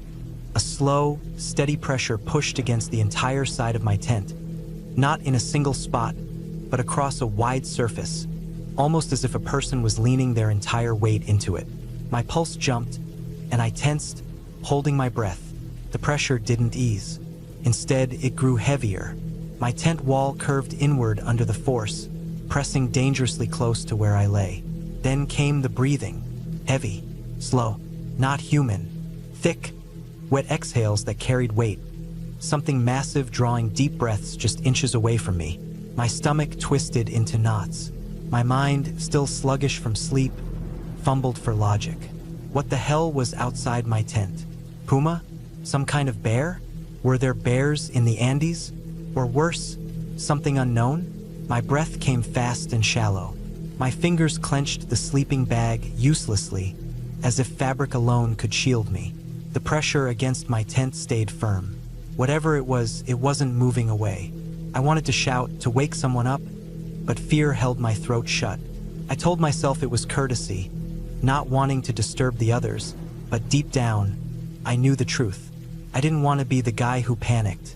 I didn't want to be the one who woke everyone up over nothing. More than that, I didn't want to look like a coward in front of the others, especially the women on the trek. I took a slow, deliberate breath, trying to steady myself. If I had any hope of getting out of this, I had to face it head-on. I reached for the zipper. The sound was deafening in the silence of the night. The metallic zzzrrppp as I unzipped the tent cut through the air like a blade. The second I did it, the pressure against my tent shifted. The heavy mass outside adjusted, and I froze, waiting, feeling my heart hammer against my ribs. Then, with slow, careful movements, I crawled out. The cold bit into me instantly. The warmth of my sleeping bag disappeared, replaced by the sharp mountain air. My hands trembled slightly as I emerged from my tent and turned my head toward whatever had been pressing against me. I came face to face with a massive, long-horned bovine. The creature loomed in the darkness, its silhouette barely visible against the black backdrop of the night. Its breath came out in thick, misty clouds, nostrils flaring in the cold. The thing was huge, easily over 2,000 pounds, and its blank black eyes stared at me with an unreadable expression. For a moment, neither of us moved. My body stayed locked in place, every muscle coiled tight, ready to react to whatever this thing decided to do next. A single wrong move and I could be trampled. But then, the animal let out a long, deep snort. I exhaled, my breath shaking as I tried to read its body language. Despite its size, the animal didn't seem aggressive. No raised head, no shifting stance. It was just standing there, relaxed. The tension in my chest eased slightly as I pieced things together. This wasn't some wild, unpredictable beast. This was a domesticated animal. A cow most likely left here by the local shepherds to graze. Now the real problem, how the hell was I going to get it out? The cow had wandered into our shelter, likely looking for a break from the wind and cold. And while I didn't blame the poor thing, I wasn't about to spend the night inches away from a 2,000-pound animal with only a thin sheet of fabric between us. I swallowed hard, gathering what little courage I had left. Slow movements, no sudden gestures. I took a step forward, raising my arms slightly. Not quite a threat, but enough to make myself look bigger. The cow's ears twitched, but it didn't move. I took another step, then another, adding a soft, low noise, something between a hum and a mutter, the kind of sound I had heard farmers make when they wanted to coax animals into moving. The cow shifted its weight. Slowly, hesitantly, it began to step backward. I pressed forward, keeping my movements steady. It snorted again but didn't resist. Step by step, I eased it out of the shelter, my breath visible in the cold night air. Then finally it was outside. The cow stood just beyond the entrance, exhaling slow puffs of mist, as if deciding whether it truly wanted to leave. Then, with one last glance in my direction, it turned and wandered off into the night. I stood there for a moment, my body still rigid, waiting to see if it would change its mind. But the darkness swallowed it, the sound of its hooves fading into silence. I let out a long, shaky breath. My heartbeat still pounded in my ears, but I forced myself to move, stepping back into the shelter. The cold had fully sunk into me now, and all I wanted was to bury myself back in my sleeping bag. Crawling back into my tent, I pulled the covers over me, the rush of adrenaline finally beginning to fade. The shelter was quiet once more, the others still asleep, blissfully unaware of what had just happened. I closed my eyes. Sleep came slower this time, but eventually it took me, and that was how I defeated the beast at Tanagra.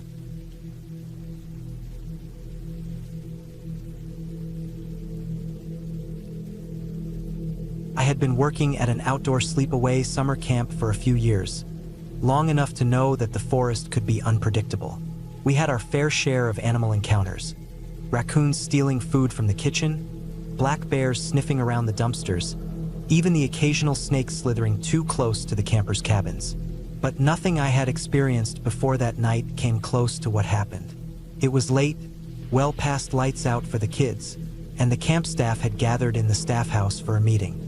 We had these meetings a few times a week, mostly to go over plans for the next day and handle any issues that had come up. The building wasn't much, just a big, open room with wooden walls and a few couches pushed against the sides. The only light came from the overhead fixtures, buzzing faintly above us, and the open windows let in the cool night air. I remember feeling tired, barely listening to the camp director talking about some schedule changes. My head was resting on my hand, and I was staring at the scratched-up surface of the wooden table in front of me, thinking about how good my sleeping bag was going to feel when I finally got back to my cabin. Then I heard it, a cry, faint at first, just a distant, high-pitched wail carried on the breeze. It barely registered in my mind, but then it came again, clearer this time and closer. It sounded like a baby. The room fell silent. Every single person froze, their heads turning toward the open window. It came again, drifting through the trees, a thin, warbling cry that made the hairs on the back of my neck stand up. The thing is, there were no babies at this camp.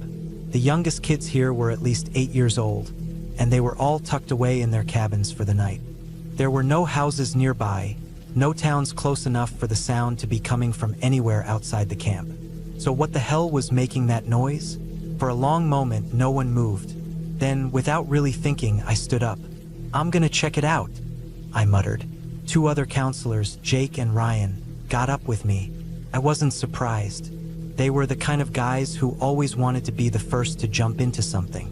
Maybe they were just as uneasy as I was, or maybe they thought it was some kind of prank. Either way, they followed me as I grabbed a flashlight from the shelf and headed outside. The moment we stepped out of the staff house, the night air wrapped around us, cool and damp with the scent of pine and earth. The woods loomed just ahead, a wall of darkness beyond the glow of the outdoor lights. The sound had stopped now, and for a second, I wondered if we'd imagined it. Then it came again, closer. I swallowed hard and started walking toward the trees. The crunch of our footsteps on the gravel path was the only sound for a while. The forest was eerily quiet, no usual chorus of crickets or rustling leaves. Even the wind had died down.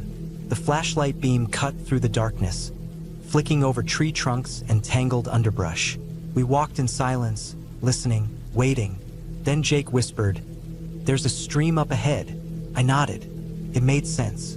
The camp had a narrow creek that ran through the woods, shallow but steady, fed by the mountain runoff.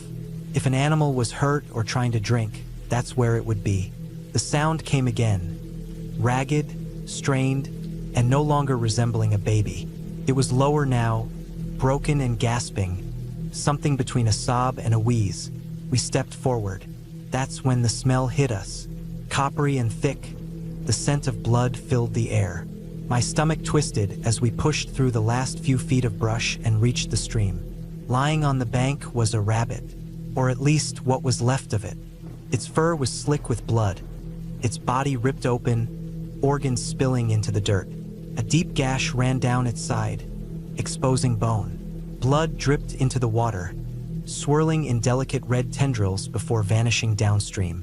I felt my stomach lurch. Jake swore under his breath. Jesus! Ryan stepped forward, shining his flashlight over the rabbit. It let out a small, broken noise, legs twitching weakly. It was still alive. I swallowed hard, my pulse hammering in my ears. We had all seen dead animals before, but this was different. This wasn't a clean kill. This thing had been mauled, torn open like something had been playing with it. "We can't leave it like this," Jake muttered. Ryan nodded. "You guys go back. I'll take care of it." I hesitated, glancing around. The woods felt too quiet, too heavy. Something about this didn't sit right with me. But Ryan was already crouching down, reaching for a rock. Jake and I turned to head back. We had barely made it 10 steps when we heard it. A low, throaty growl. The sound was deep, vibrating through the air. A primal noise, something old and deadly. I felt it in my bones before I even turned around. Ryan was frozen, the rock still in his hand, eyes locked on something just beyond the flashlight beam. A shadow moved. A shape detached itself from the darkness, sleek and fluid. A cougar. It was huge, bigger than I had ever imagined, its shoulders rolling with muscle as it stepped forward. Its eyes glowed faintly in the dim light, locked onto Ryan. For a second, none of us moved. Then Ryan grabbed the rabbit and threw it. Blood sprayed through the air as the carcass tumbled, landing with a wet thud on the ground. The cougar lunged, muscles coiling, and for one terrifying second, I thought it was coming for him. But it stopped. His head snapped toward the rabbit, nostrils flaring. Then, with one last glance at us, it lowered its massive body and sank its teeth into the carcass. Ryan didn't wait. He turned and ran. I had never seen anyone move so fast.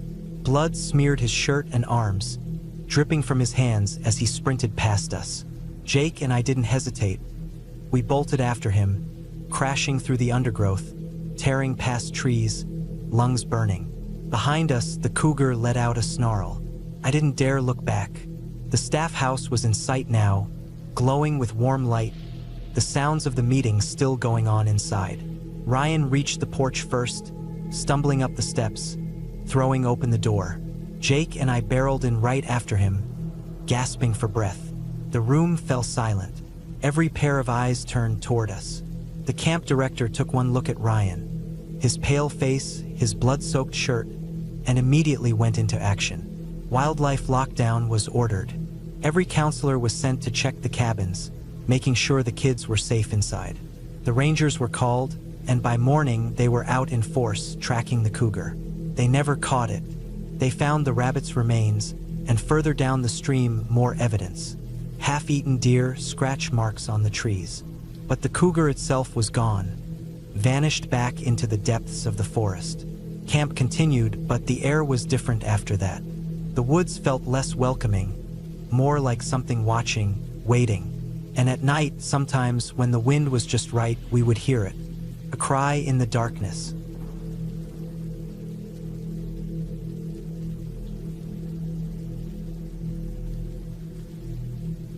I don't think I'll ever go back to that canyon.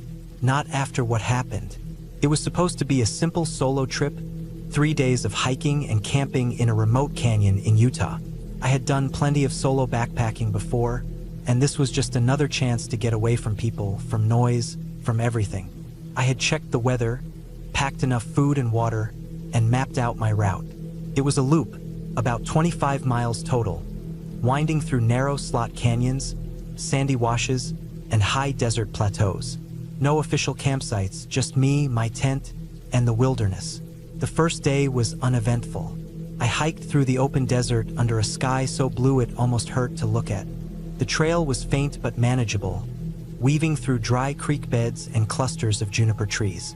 I stopped for a break around midday, sitting on a flat rock and eating a granola bar while watching lizards dart in and out of the shade. It was quiet, the kind of quiet that makes your ears ring.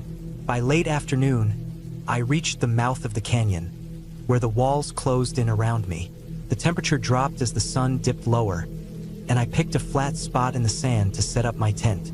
No wind, no bugs, just the occasional rustle of something small moving through the brush. I ate my dinner, a dehydrated meal of rice and chicken, then lay on my sleeping pad, staring up at the sliver of sky visible between the canyon walls. The stars came out, bright and cold. I slept well. The next morning, I packed up and continued deeper into the canyon. The walls grew taller, pressing in, the light shifting as the sun moved overhead. I was making good time. Around midday, I reached a narrow slot where I had to squeeze through sideways, my backpack scraping against the rock. It was slow going, but nothing I hadn't done before. Then I heard it, a sound, faint but distinct, echoing through the canyon behind me. A scraping, shuffling noise. Not the wind, not an animal, something heavier. I stopped, holding my breath. The sound stopped too. I listened for a full minute. Nothing. Maybe a rock had fallen somewhere. Maybe my mind was playing tricks on me. I shook it off and kept moving. An hour later, I reached a wider section of the canyon where a dry creek bed twisted through smooth rock. I took a break, refilled my water bottle from a shallow pool, and sat on my pack. The silence pressed in. Then there it was again, a scraping noise, closer this time. I turned quickly, scanning the canyon behind me. The walls curved, limiting my view, but there was nothing there. Just empty rock and shadow. A knot formed in my stomach. I wasn't afraid yet, but I was alert. I stayed still, listening. 5 minutes passed. 10. Nothing. I stood, slung my pack over my shoulders, and moved on. The farther I went, the worse the feeling got. The canyon narrowed again, twisting in on itself, the walls rising higher. It was a maze of stone, and I felt the weight of it pressing down. The trail was faint, mostly just patches of sand between boulders, but I knew I was on the right path. Then I saw them, footprints, not mine. They were fresh, pressed into the damp sand near another small pool. Barefoot, I stopped cold. My first thought was that another hiker was out here. But who hikes barefoot through a canyon like this? And why hadn't I seen them? I looked around. The canyon was empty, silent. The footprints led forward, deeper into the slot canyon, following the same route I was taking. Something about them unsettled me. I checked my map. There was no alternate route, no easy way out except forward. I kept moving. The next mile was slow. Every sound made my skin crawl. I kept checking behind me, scanning the canyon walls, but I saw nothing. The footprints continued, sometimes disappearing over stretches of rock, then reappearing in the sand. Then they stopped, right in the middle of the trail. No side path, no rocks to climb, just an abrupt end. I stared at them for a long time. My mouth was dry. I turned in a slow circle, scanning the canyon. Nothing. I told myself it didn't mean anything. Maybe they had backtracked, stepping carefully on the rock. Maybe I had missed something. I moved on. The canyon narrowed again, and I had to turn sideways to squeeze through. My pack barely fit. The rock was smooth, worn by water, and in some places, I had to climb over boulders wedged between the walls. It was exhausting. The light dimmed as the canyon walls rose higher, blocking out the sun. Then I smelled it. Something rotten, not like a dead animal. Worse, I gagged, pulling my shirt over my nose. The smell was coming from up ahead, just beyond a bend in the canyon. Every instinct told me to turn around, but there was no other way out. I moved forward. As I rounded the bend, my foot slipped on something wet. I caught myself against the rock, heart pounding. The smell hit me full force. A dead deer, or what was left of it. It had been torn apart. Not by scavengers, this wasn't the work of coyotes or vultures. The ribcage was cracked open, the legs twisted at unnatural angles. The head was missing. The footprints were back, circling the carcass. I backed away slowly, my breath coming fast. My pack felt heavier pressing against my back. Then I heard it, a low, wheezing breath.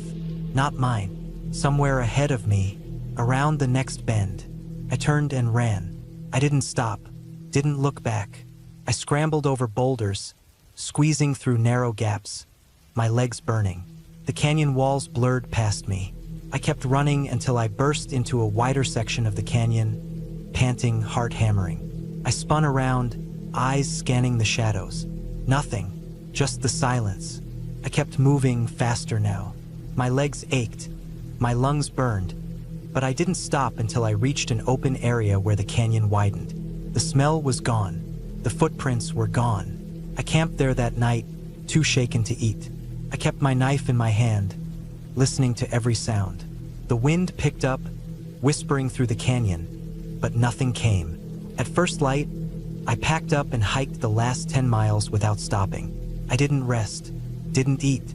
When I finally reached my truck, I locked the doors the second I got inside.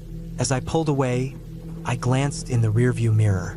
For just a second, I thought I saw something standing at the edge of the canyon. A shape, still, watching. Then it was gone. I never went back, and I never will.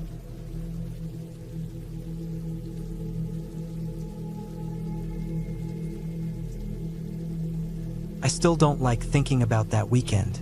It was supposed to be a simple trip, our family's annual fall retreat, something we'd done plenty of times before. My husband and I had taken our 3 young daughters, all under 10 at the time, to a quiet rural campground owned by a church. We'd been going for years, always staying in the communal bunkhouses, but this time we decided to splurge. Our business had done well that year, so instead of cramming into those shared spaces with everyone else, we rented an RV. It was a luxury compared to what we were used to. Air conditioning, our own space, a private bed, little things that made the trip more comfortable. The weekend itself was great. It was hotter than we expected for fall, but we spent most of our time outside, running from one activity to the next, barely inside the RV except to sleep. It wasn't until late Sunday, after most of the other families had packed up and left, that we realized something was wrong. The smell hit us first. By the time the retreat was over and people were heading home, the RV's septic system was backing up. It wasn't just an unpleasant odor. It was overwhelming, a thick, sour stench that had crept in through the vents, clinging to everything. My husband checked and found the lines clogged, something the last renters hadn't bothered to clear. It was bad enough that he worried the rental company would think it was our fault. It was just after sunset when he decided to drive to the next town over, the only place nearby that had a Walmart. He figured he could grab some drain cleaner, take care of the issue, and we'd return the RV the next morning without any problems. I wasn't thrilled about being left alone, but we had no choice. We hadn't considered how empty the campground would be that night. By 8:30, my husband was gone, and the place had grown quiet. Most of the other families had already left. There were a few vehicles parked farther down the RV sites, but I hadn't seen anyone in hours. The staff, if they were even still there, had all retreated to whatever building they stayed in overnight. The church kept the campground open year-round, but it wasn't exactly a bustling place outside of these retreats. It was just me and the girls in the RV. The air outside had cooled, but inside, the smell still lingered. I opened a few windows, hoping to air it out, while I moved through the space, straightening up and packing our things for the morning. The girls were exhausted after the long weekend, and I managed to get them into bed without much fuss. The oldest was restless, but eventually, even she settled. By the time I curled up in our bed at the back of the RV, it was close to 9:15. I left a few lights on, just enough to keep the interior from feeling too dark. I wasn't planning to sleep yet, just read a little and wait for my husband to get back. That's when I heard the noise. It was faint at first, a soft clicking sound against the window behind the bed. I froze, my breath caught in my throat, and listened. The sound was light, intermittent, too deliberate to be the wind, too precise to be a random creak of the RV settling. I tried to tell myself it was just the trees shifting in the breeze, but there was no wind. The night was still. I stayed there, perfectly still, my fingers gripping the edges of my blanket. I didn't want to move, didn't want to breathe too loudly. I listened. Click, click, click. Something tapped the window. I swallowed hard, pushing down the rising panic. It had to be a branch, I told myself, or an animal, But deep down, I knew better. I forced myself to move, sliding out of the bed as quietly as possible. I crept toward the front of the RV, stepping carefully to avoid making noise. The clicking sound followed me. My skin crawled. I didn't want to look out the window. As I reached the kitchen area, a new sound made my stomach drop. The door handle rattled. It wasn't subtle. Someone was testing it, gripping it, trying to turn it. I sucked in a sharp breath and grabbed the first thing I could find, a knife from the small kitchenette. My hands were slick with sweat as I gripped the handle tight, my pulse hammering in my ears. The door didn't open. It was locked. I waited, my heart slamming against my ribs. Then came the scraping, a long, slow drag of something sharp along the outside of the RV, right where the door met the frame. My breath hitched. Someone was trying to wedge something into the lock. I backed up, moving toward the sleeping area where my daughters lay. My legs felt weak, like they might give out beneath me, but I couldn't let them. I had to stay upright. I had to be ready. I climbed into the loft bed above the truck cab, positioning myself so I could see the door while keeping my body between the intruder and my children. I clutched the knife so tightly my fingers ached. The scraping continued, slow, deliberate. I fumbled with my phone, trying to call my husband, trying to call anyone, but there was no signal. I shifted, leaning one way and then the other, desperately searching for even one bar, but the call wouldn't go through. 5 minutes passed, 10, 15. The sounds stopped. I stayed frozen in place, my ears straining. The silence was almost worse than the noise. My eyes burned from staring at the door, waiting, dreading. My stomach twisted in knots. Then, at last, headlights. They swept through the windows, cutting across the interior of the RV, and I finally exhaled. The truck rumbled up the narrow road, pulling into the campsite, and my husband stepped out. He glanced at the RV, then at me through the window, confusion on his face. I didn't move until he opened the door. The moment he was inside, I let out a breath I hadn't realized I was holding. The tension in my chest didn't fully ease, though. I told him what had happened. I told him about the door handle rattling, about the scraping, about the clicking on the window. He dismissed it, said it was nothing, said I was being paranoid, said people don't just wander around breaking into random RVs in the middle of the woods. I didn't argue. There was no point. I didn't sleep that night. Every noise made me jump. Every creak of the RV, every rustle of leaves outside. I lay there, staring at the ceiling, knife still within reach. Morning finally came. We packed up, drove into town, and returned the RV. That's when we saw the damage. The rental manager walked around the vehicle, checking for any issues. Then he stopped. The rear window, the one behind the bed where I'd been reading, had been tampered with. The rubber gasket had been cut away with something sharp, the marks clean, deliberate. The window lock had been damaged. Knife marks. Someone had tried to break in. The realization sent a fresh wave of nausea through me. I hadn't imagined it. Someone had been out there, standing inches from where I lay, trying to pry their way inside. We weren't charged for the damage, but that hardly mattered. We never went back to that campground, and I never camp alone again.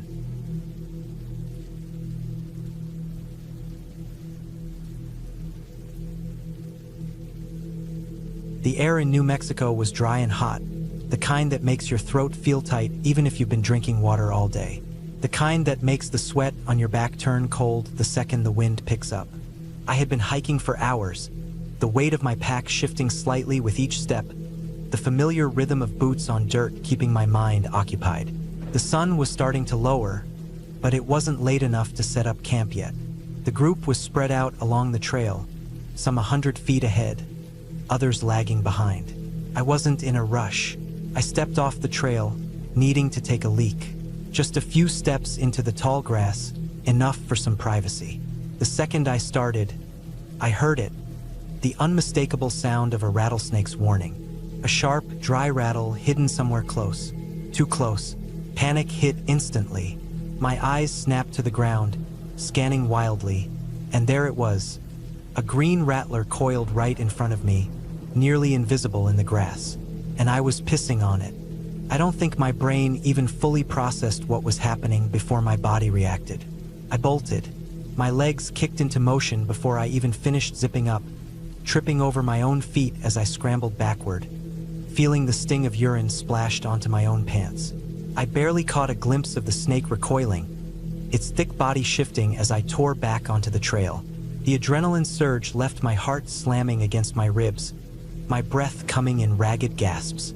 I felt lightheaded, my legs unsteady, but I kept moving. It wasn't until I rejoined the others that I realized my hands were shaking. My pants were wet in a way that would have been funny in any other situation, but right then, I didn't care.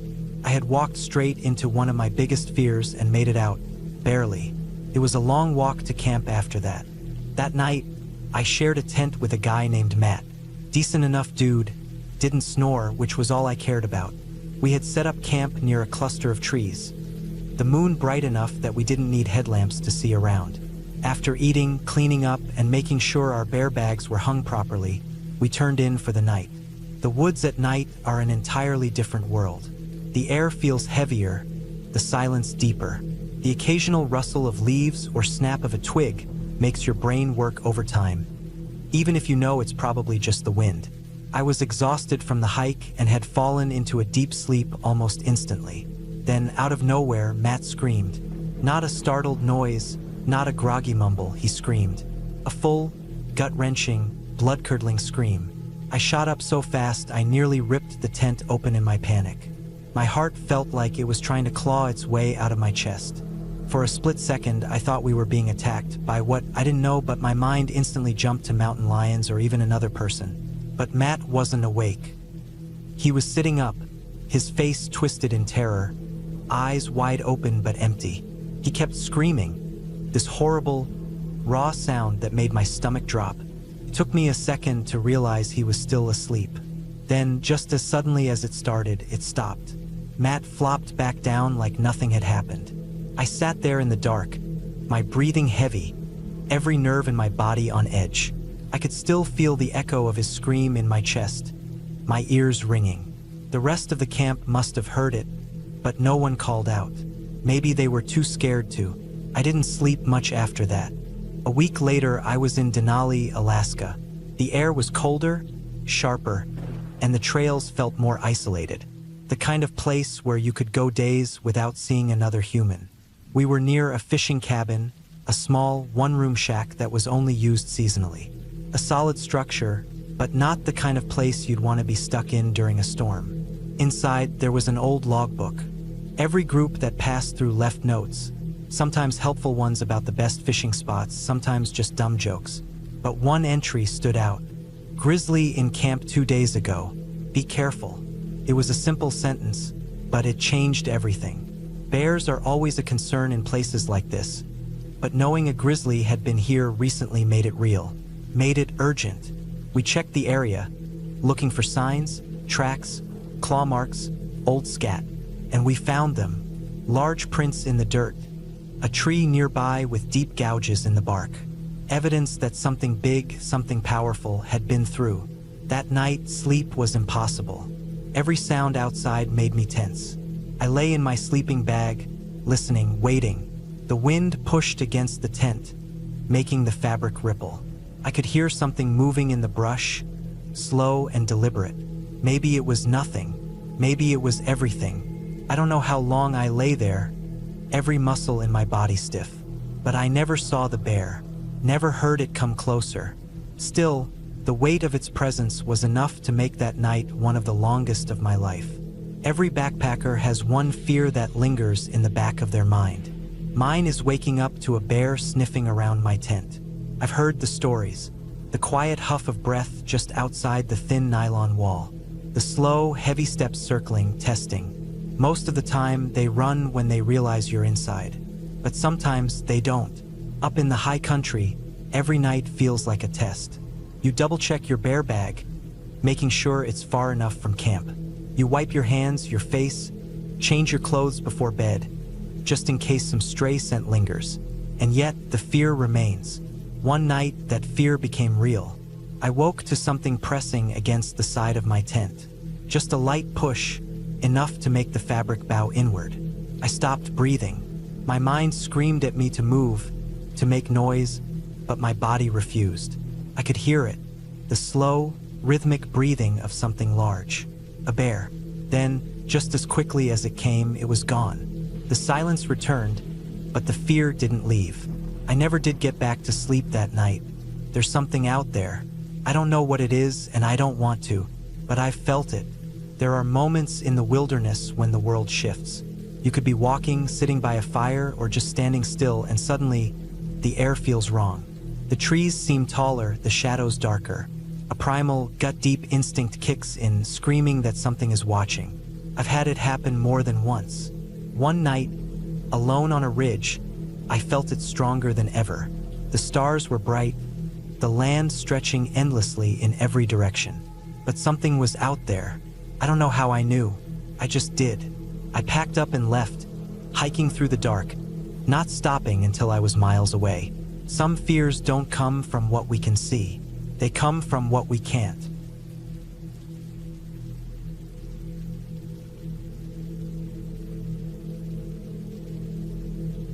I grew up next to a state park, one of those places close enough to the city that it was more of a weekend retreat than true wilderness. Families, joggers, and casual hikers filled the trails every day. Even the less traveled paths never really felt empty. There was always someone a minute or two behind you or ahead, or cutting through a different section of the woods. It was safe, predictable. At least that's how I saw it as a kid.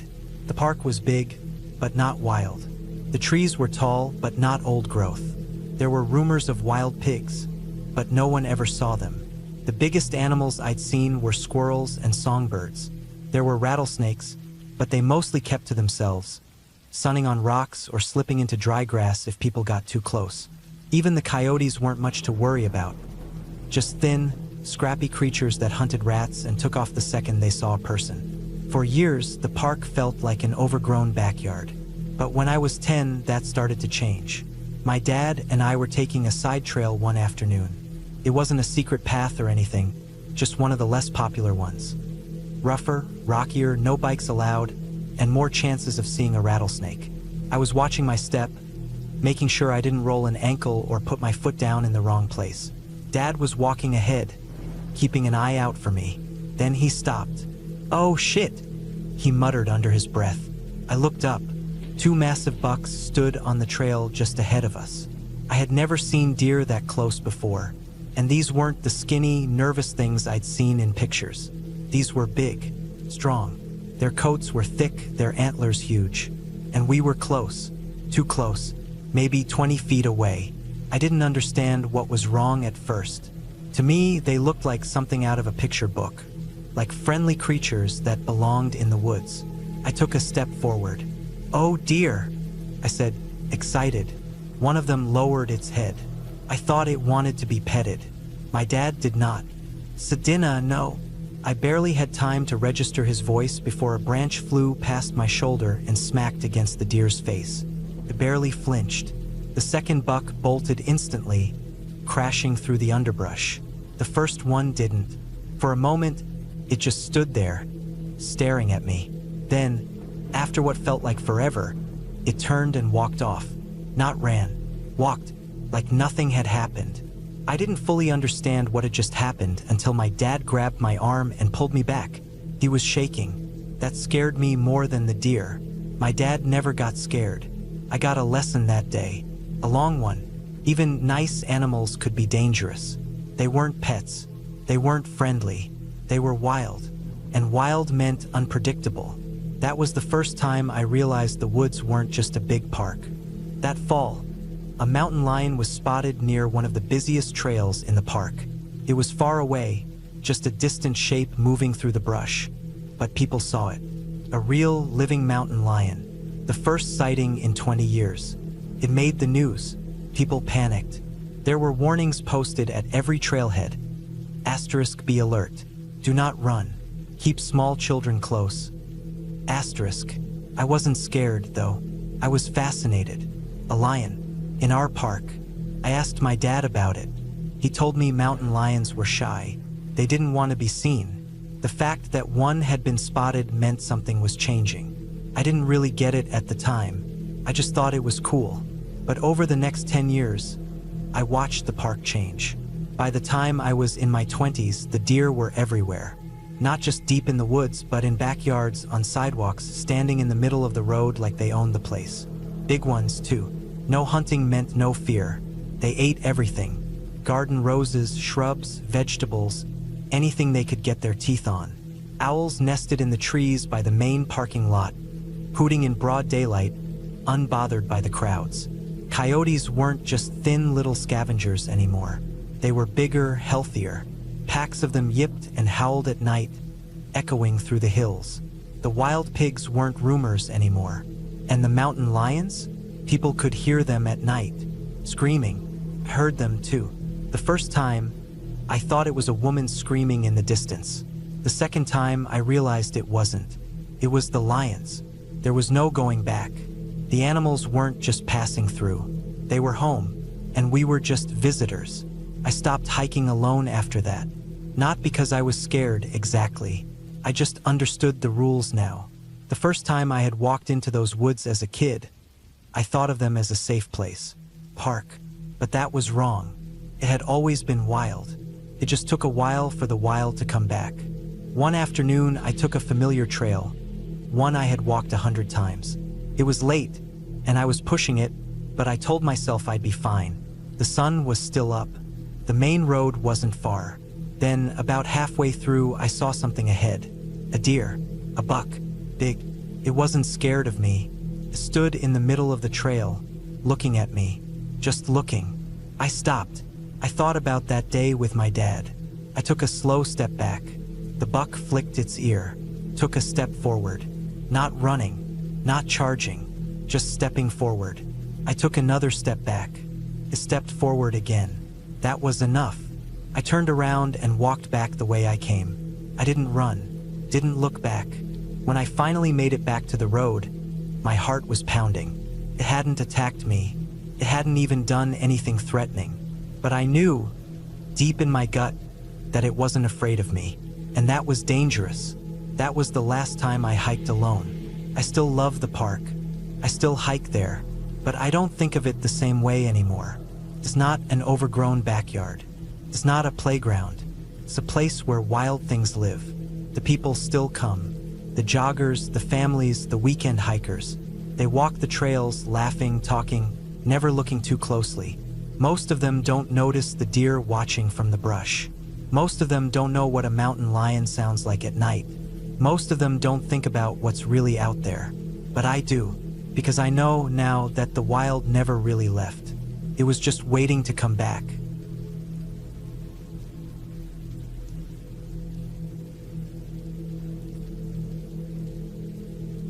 I've never been much of a camper. I like the idea of it.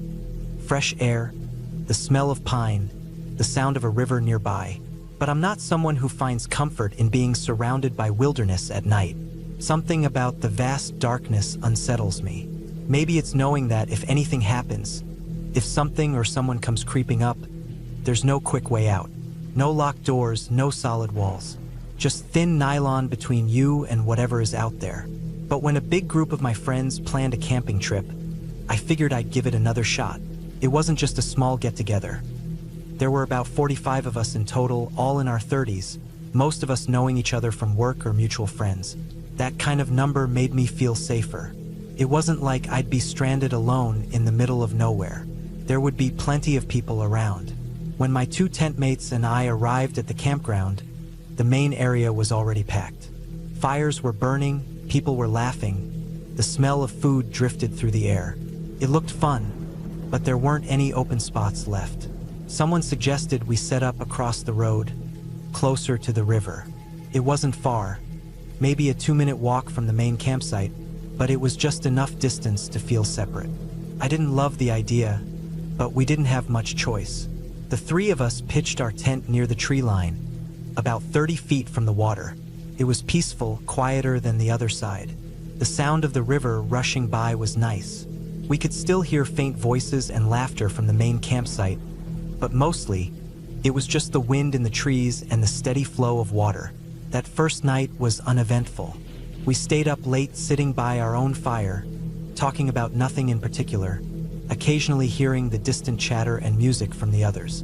When we finally crawled into our tent, I fell asleep faster than I expected. I wish the second night had been the same.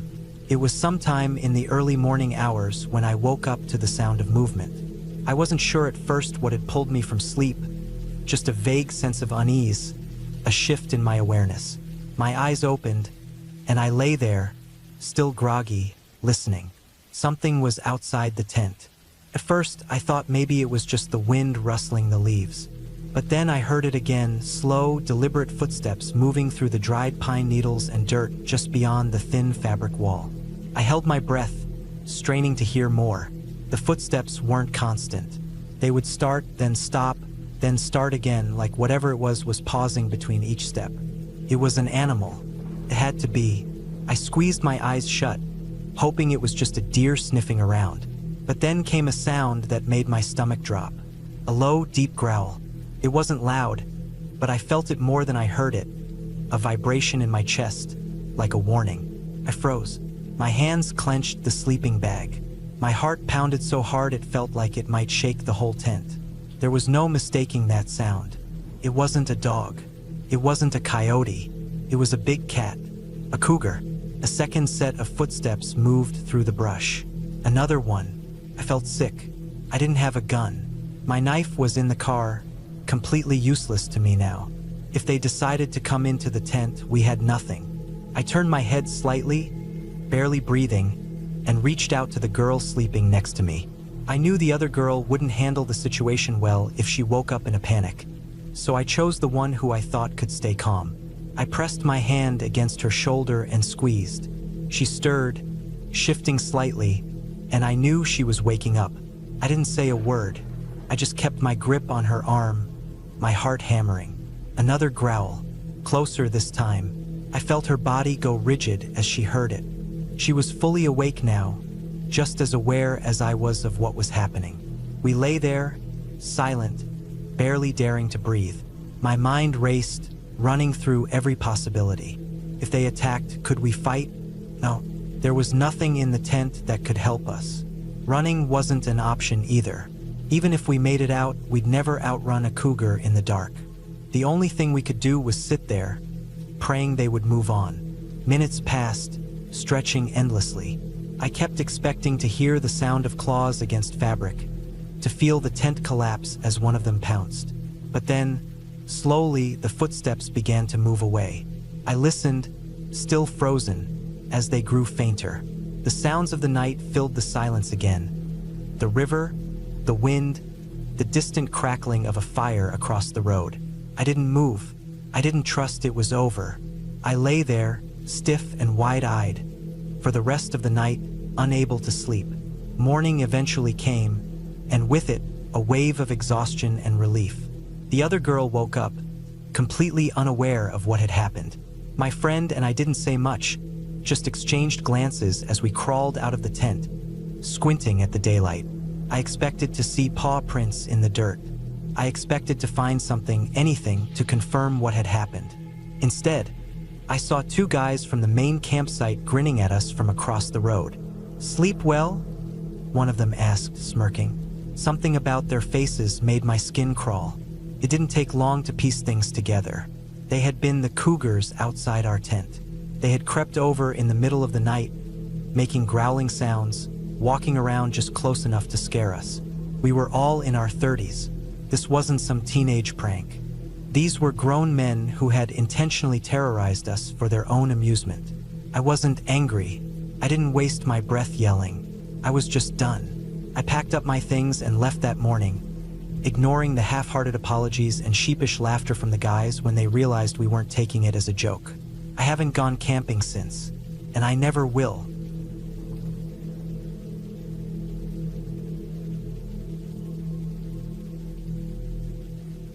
I had never been to the United States before my exchange program. Coming from the Netherlands, everything about New Mexico felt unfamiliar. The dry heat, the endless sky, the way the landscape stretched on forever without a canal or windmill in sight. The air smelled different too, a mix of dust, pine, and something else I could never quite place. My host family was kind to me. The father was quiet but warm in his own way. The mother was more talkative, always making sure I was comfortable. Then there were their daughters, Emily, the older one at 16, and Sophie, who was 14. We got along well enough, even though I was still figuring out how to fit into American culture. Near the end of my stay, they invited me on a camping trip. They said it was a tradition, something they did every summer. I wasn't the biggest fan of camping, but I wasn't about to turn down an experience. I wanted to make the most of my time there, and besides, how different could camping in the US be from camping back home? The campsite was about 2 hours away from their house, deep in the wilderness. We drove past stretches of desert, then climbed into the mountains where the land turned rugged and forested. The road got bumpier the further we went, the car rocking as we hit uneven patches of dirt and gravel. By the time we arrived, the sun was dipping low in the sky, casting everything in deep orange. The air was cooler up in the mountains, but the dryness still made my throat feel scratchy. We unloaded the car, setting up the tents and getting a fire going while the parents prepared dinner. It felt peaceful out there, isolated but in a good way. When the sun had almost fully set, Sophie got an idea. She wanted to climb a tree. Emily and I followed her without really thinking about it. It was something to do, and besides, I had never climbed a tree in a place like this before. The trees were tall and sturdy, with thick branches that stretched high above the ground. We moved carefully, finding footholds and pulling ourselves up, the bark rough under our hands. We climbed higher and higher, stopping when we reached a point where the branches became too thin to hold us. From up there, the view was incredible. We could see our campsite in the distance, the small flickering fire looking tiny against the vastness of the trees and the night sky. Then we heard it. Someone called my name. It came from below us, somewhere in the darkness beyond the trees. At first, I thought I imagined it, but then it came again, clear, unmistakable. It was Sophie's voice. I glanced down at her, my chest tightening. She was sitting just below me, completely silent. She hadn't spoken. The sound came again. My name called in her voice. Something about it was wrong. Not just that Sophie hadn't said it, but the way it sounded. The tone was right, the pitch, the inflection, but there was something off. Too precise, too perfect, like a recording of her voice, played back slightly out of sync with reality. Emily had gone rigid next to me. Sophie wasn't moving either. We sat there, frozen, listening. Called again, and again. The same voice, the same perfect imitation. It was close, but we couldn't see anything. The trees below us were dense, their branches tangled together in the darkness. The fire from our campsite wasn't strong enough to reach us, leaving everything around us in shadow. Then it changed. The voice kept calling my name, but it was slipping. Little distortions, like something trying to get the pronunciation just right and failing. At first, it was barely noticeable. Then, the way it said my name became less natural. Then, completely wrong. It started stretching the syllables, twisting them into something strange. It wasn't Sophie's voice anymore. It wasn't anyone's voice. I felt my stomach drop. It wasn't a person. We sat there, our breathing shallow, our hands gripping the branches so tightly our knuckles turned white. The calling went on for what felt like forever. But it wasn't forever, it was just minutes. 5 minutes at most. Then it stopped. Nothing moved. Nothing made a sound. I don't know what broke me out of my frozen state, but suddenly I was climbing down as fast as I could, barely thinking, barely even breathing. Emily and Sophie were right behind me. As soon as we hit the ground, we ran. I don't remember much of the sprint back to the campsite, only the way my chest burned, the sound of my footsteps pounding against the dirt, and the sheer terror gripping every part of me. When we burst into the clearing, their parents were exactly where we had left them, sitting by the fire, completely unaware of what had just happened. I must have looked like a mess, panting, shaking, my face pale, because as soon as I started trying to explain what happened, their father's expression changed. The color drained from his face. Without a word, he stood up and told us to pack our things. There was no hesitation, no questions. We packed fast, shoving everything into bags and breaking down the tents as quickly as possible. The fire was doused, and within minutes, we were back in the car, speeding down the dark road. No one spoke on the drive back. I kept waiting for someone to say something, to ask what that was, to give an explanation, but it never came.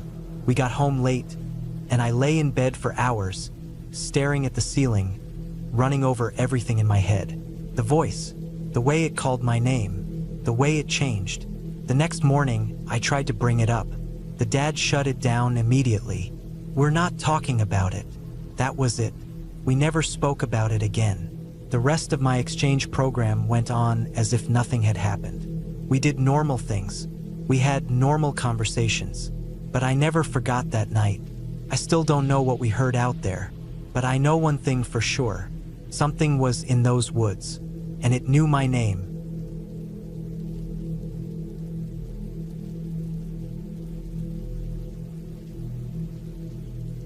I've always liked picking out my outfits. Even if I wasn't doing anything special, it made me feel good to wear something that I thought looked nice. Most of my outfits were fitted, sometimes tight, sometimes showing some skin, but nothing I thought was out of the ordinary. That day, I was wearing a skirt with shorts underneath and a pair of stockings. The shirt wasn't really important, but I remember it was a long day at school, and all I wanted to do was get home. I had my headphones in, music turned up as high as I could handle, trying to block out the world. Walking home was part of my routine.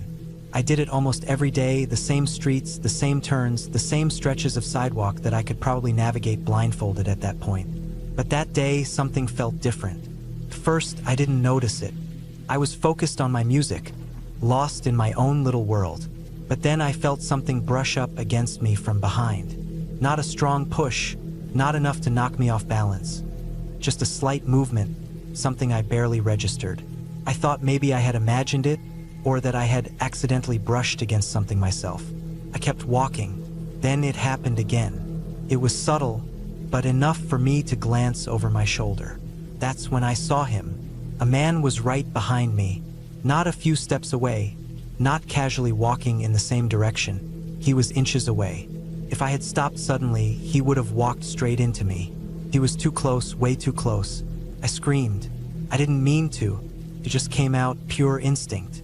My heart leapt into my throat, and I stumbled forward a little. The man looked flustered, like he hadn't expected me to react so strongly. "Sorry," I blurted out, not even thinking, just reacting. He quickly moved past me, walking ahead at a much faster pace. I stood there for a second, trying to process what had just happened. Had he been following me? Why was he so close? Was he trying to? And then I felt a cold rush of realization. The wind. I had felt wind earlier, in a way that didn't make sense. The kind of wind you only feel when something moves near your legs. The kind of wind you feel when someone is too close. Had he been trying to look up my skirt? The thought made my skin crawl. My whole body tensed, like I had just stepped into ice water. I didn't want to believe it, but it was the only explanation that made sense. I shook it off, trying to focus on just getting home. But the feeling lingered. Even though he had walked away, I felt uneasy. I kept looking over my shoulder every few minutes, my body on edge. I stopped at a bench for a bit, trying to calm down, but I still couldn't shake the feeling. By the time I finally reached my apartment complex, I just wanted to get inside and forget about the whole thing. But as I walked up the steps, I noticed someone underneath my staircase. I hadn't seen him before. At first, I thought maybe he was a new neighbor. He looked like someone who could have gone to my school. A hoodie, basketball shorts, nothing out of the ordinary. But as I got closer, I realized something was off. He wasn't just standing there. He moved directly under the staircase as I walked up. My staircase wasn't solid. It had gaps between the steps. If someone was underneath, they could look straight up through the openings. My stomach twisted. I glanced down and he was looking directly up at me. I felt my breath catch in my throat. For a second, I was almost smug. Joke's on him, I wore shorts. But that feeling vanished the moment he pulled out his phone. He was taking pictures. My heart started pounding hard. I reached my front door, but my hands were shaking too much to type in the passcode. My building had an electronic lock, one that connected to my phone. But for some reason, it wasn't connecting. Couldn't get in. I kept fumbling with my phone, trying again and again, but it wasn't working. My fingers were clumsy. My breathing was too fast. I felt trapped. And then, just to make everything worse, I glanced down again. He was still there, not just standing, not just taking pictures. He had his dick out, and he was touching himself, right underneath my stairs, right below me. I froze. Every single part of my brain screamed, "What the hell is happening?" It didn't feel real. It was too disgusting, too bizarre, too terrifying. I wanted to scream. I wanted to run, but I couldn't do either. I was stuck. I knew I couldn't go down the stairs. That would put me right next to him. But I couldn't get inside either. I crouched out of sight, heart racing. My hands were shaking too much to type, but somehow I managed to call my dad. I didn't even know what to say. I just told him there was a man outside, that I needed help, that I didn't know what to do. My dad told me he was calling the police. I sat there, out of sight, trying to figure out my next move. I wanted to yell at the guy to leave, but what if he got angry? What if he came after me? I didn't know if he was aggressive or just a creep. I had to get out of there. That's when I thought of the community office. It wasn't far, just across the parking lot. If I could get there, there would be people, phones, security cameras. I made my decision. I took a deep breath. Then I ran. I didn't stop to look back. I just ran as fast as I could, my legs pumping, my breath coming in short gasps. When I reached the office, I slammed the door shut behind me. I felt like I had just escaped something horrible, but the fear was still in my chest, crawling under my skin. I explained what happened, still breathless, still shaking. My dad had unlocked the house remotely by then, but I didn't go back right away. I didn't want to. The police arrived not long after.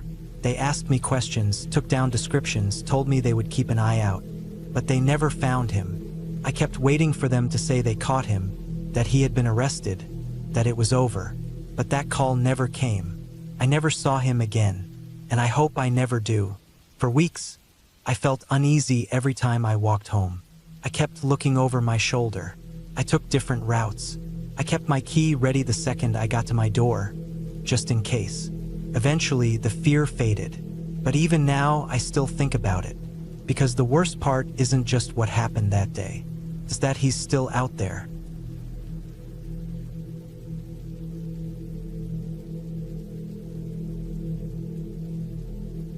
Benares had been everything I imagined it to be. Chaotic, loud, full of life, and utterly intoxicating in more ways than one. The city had a rhythm of its own, a pulsing, unrelenting energy that made it impossible to stay sober for long. Everywhere I went, there was something happening. Pilgrims bathing in the Ganges, priests chanting, tourists looking for spiritual awakening or just another good time. I had been drifting for a while, traveling without much of a plan, just going wherever felt right, following people I met along the way, seeing where life took me. That's how I ended up by the riverbank one afternoon, sitting on the worn stone steps, watching the smoke from funeral pyres rise into the sky. That's also where I met the hippies.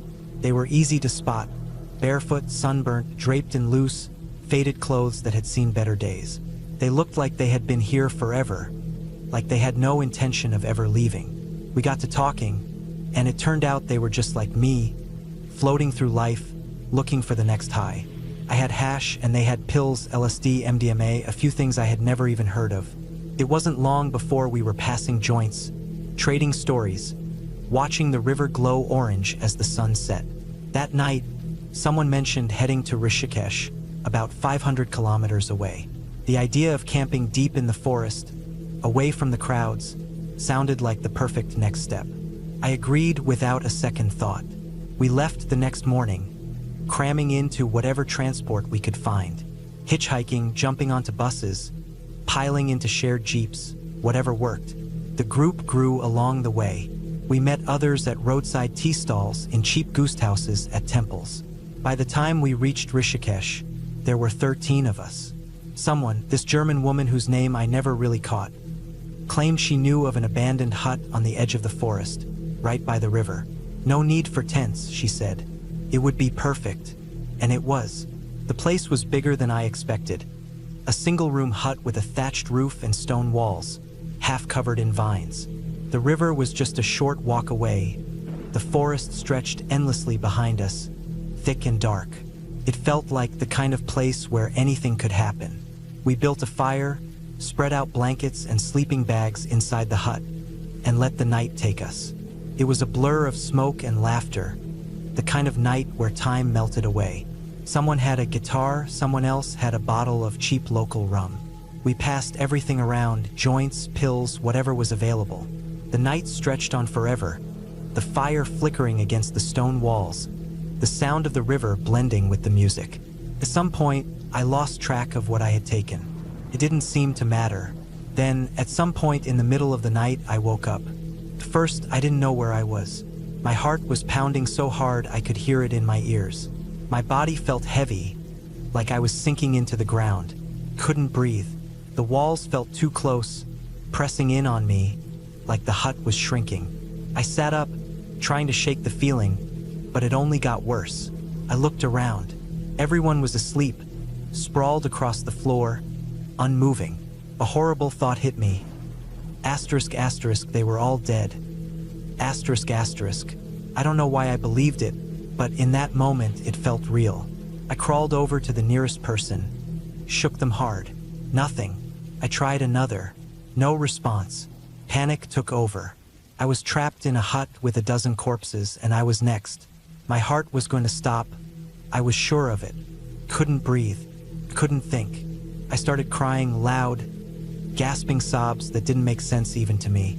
I don't know how long I stayed like that, curled up on the floor, waiting for the end. Minutes? Hours? Felt like forever. But the end never came. Eventually, something shifted. The fear didn't go away, but it dulled enough for me to sit up. My hands were shaking so badly I could barely roll a joint, but I managed. The first few drags didn't do much, but by the time I finished, my breathing had slowed. The walls weren't closing in anymore. As the night stretched on, others started waking up. At least 3 of them had the same reaction I did, sheer panic, convinced they were dying. I wasn't alone in it. By the time morning came, I had made up my mind. I was done with the pills. For the rest of the trip, I stuck to weed. The next few days were quieter. The energy had shifted.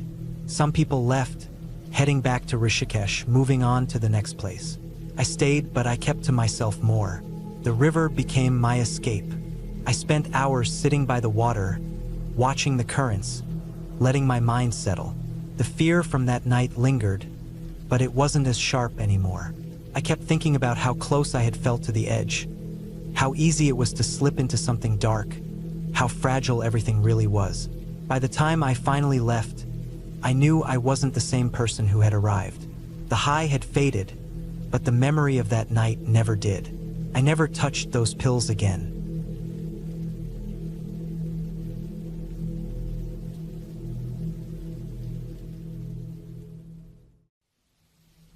The plan was simple, cheap, adventurous, and fun. My best friend and I had always been the kind of girls who didn't mind a little discomfort if it meant freedom. We had spent our childhoods roaming forests, setting up makeshift shelters, and sleeping under the stars. Camping wasn't just something we did, it was second nature. So when we turned 16 and finally had a break from school, we decided to do something bigger than just another weekend in the woods behind our houses. We bought train tickets to France, stuffing our backpacks with the essentials. A small tent, sleeping bags, a few changes of clothes, cheap food that wouldn't spoil too quickly, and 2 knives, just in case. We didn't have much money, so the plan was to camp in the wild, just like we did at home. The journey started off exactly how we hoped. We spent nights in train stations when we had to, sometimes curling up on benches or finding corners where security wouldn't kick us out. Other nights, we got lucky. Bartenders at beachside cafes let us crash under the shelter of their bars after they closed for the night. Strangers were kind, and for a while we felt invincible, like the whole world was just one big open space for us to explore. By the time we reached the small Mediterranean town, we were exhausted but excited. The place was quiet, the kind of town where tourists passed through but never really stayed. The beach stretched wide and empty, with only a few scattered concrete structures along the sand. Mostly old garbage can holders and small fishing spots. The moment we stepped onto the beach, we knew it was perfect. The air was thick with the smell of salt and damp earth, and out over the ocean, the sky was heavy with clouds. A storm was coming. We set up our tent near a row of concrete pillars, using them to anchor the tent down with extra rope. The last thing we wanted was to wake up and find ourselves rolling toward the water. As we worked, we noticed an old man sitting nearby with a fishing rod. He was watching us. We didn't think much of it. People watched us all the time, especially older men who seemed to find the sight of two teenage girls on their own either amusing or concerning. He waved. We waved back. That was it. By nightfall, the wind had picked up. The sound of the ocean had grown louder, crashing against the shore in thick, rolling waves. The tent flapped and pulled against the ropes, but it held. We ate quickly. Cheap-canned food heated over a tiny camping stove, then cleaned up and crawled into our sleeping bags, exhausted. The wind outside howled. The rain came in bursts, light at first, then heavier, hammering against the fabric of the tent. I drifted in and out of sleep, half aware of the storm raging outside, half lost in dreams of home. Then I felt a poke, not the kind you can ignore, a sharp, deliberate jab against my shoulder. I opened my eyes. My best friend was awake, sitting up in her sleeping bag, her face barely visible in the dim light. She didn't say anything, just looked at me wide-eyed, then pointed at the side of the tent. There was movement. The fabric of the tent shifted, brushing against something or someone outside. I felt my stomach drop. Another poke, not a random rustling from the wind. This was different, slow, purposeful. Someone outside was pressing against the tent wall, tracing along the fabric as if feeling for something inside. I reached for my knife. My best friend did the same. We sat there, frozen, gripping the handle so tightly our hands ached. The movement continued, a slow, dragging motion along the thin material of the tent. A finger? A hand? My heartbeat pounded in my ears. I wanted to scream, but my throat was locked up. My body stuck somewhere between fight and flight. The storm roared around us, the wind pushing hard against the tent, but the movement outside didn't stop. Then I heard it, just barely over the sound of the rain. Breathing, not ours, someone else's, right outside. The air inside the tent felt suffocating. My skin crawled with a deep, instinctual panic. This wasn't normal. This wasn't just some drunk guy stumbling across our tent by accident. Then something changed. The movement stopped. Silence. I couldn't tell if that was better or worse. I don't know what came over me, but I decided I couldn't take it anymore. I whispered, "Screw it," then reached for the zipper. The tent flap came open in one quick motion. There he was, the fisherman, standing directly outside our tent in the storm, soaking wet, his face barely visible in the darkness. For a second, we just stared at each other. My grip on the knife tightened. He didn't move. Then, as if nothing was weird about any of this, he spoke. He told us there were rats. He pointed to the pot we had left outside, explaining that he was just trying to wake us up because he saw them crawling over our food. He smiled a little, like he expected us to be relieved or grateful. I didn't say anything. Neither did my best friend. We just kept staring. Then I asked him why he was still here, why he was on the beach in the middle of the night, in a storm. His answer made my skin crawl. He said he was waiting for his friends. They were going night fishing, 2 in the morning. In the rain, I felt my best friend shift beside me, tense, ready. We were both thinking the same thing. Lies. We told him, quickly, without hesitation, that our parents were in a hotel in town, that they were expecting to hear from us in the morning, that we weren't alone. I don't know if he believed us, but he didn't argue. He just stood there, watching. We started packing, fast. The wind yanked at our tent, pulling it so hard the ropes strained against the concrete. The fisherman just stood there, his hands shoved into his pockets, watching us scramble to shove everything back into our bags. Then the tent ripped free. It snapped loose from the ropes, caught the wind like a sail, and flew straight into the ocean. There was nothing we could do, no time to save it. We just grabbed whatever we could, shoved it into our bags, and ran. We didn't look back. We ran through the rain, through the empty streets of the town, until we found a place. An old patio surrounded by walls. We collapsed onto the wet stone floor, shaking, panting, soaked to the bone. The storm raged on, but we were away from him. We didn't sleep. By morning, we tried to find a hostel. We walked the streets, exhausted and miserable, but nothing felt safe anymore. The town wasn't big. If he was still there, we might run into him again. So we made a decision. We were done. We took the next train home. We had planned for 2 weeks. We lasted 4 days. I barely remember the ride back. Just the feeling of being drained, hollow, and exhausted in a way I had never felt before. We didn't talk much about it after. What was there to say? We had been lucky. Nothing happened, but something could have, and that was the scariest part.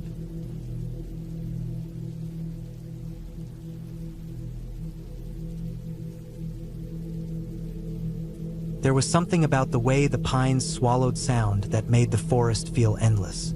I had been camping before, plenty of times, but something about this place sat heavy in my chest.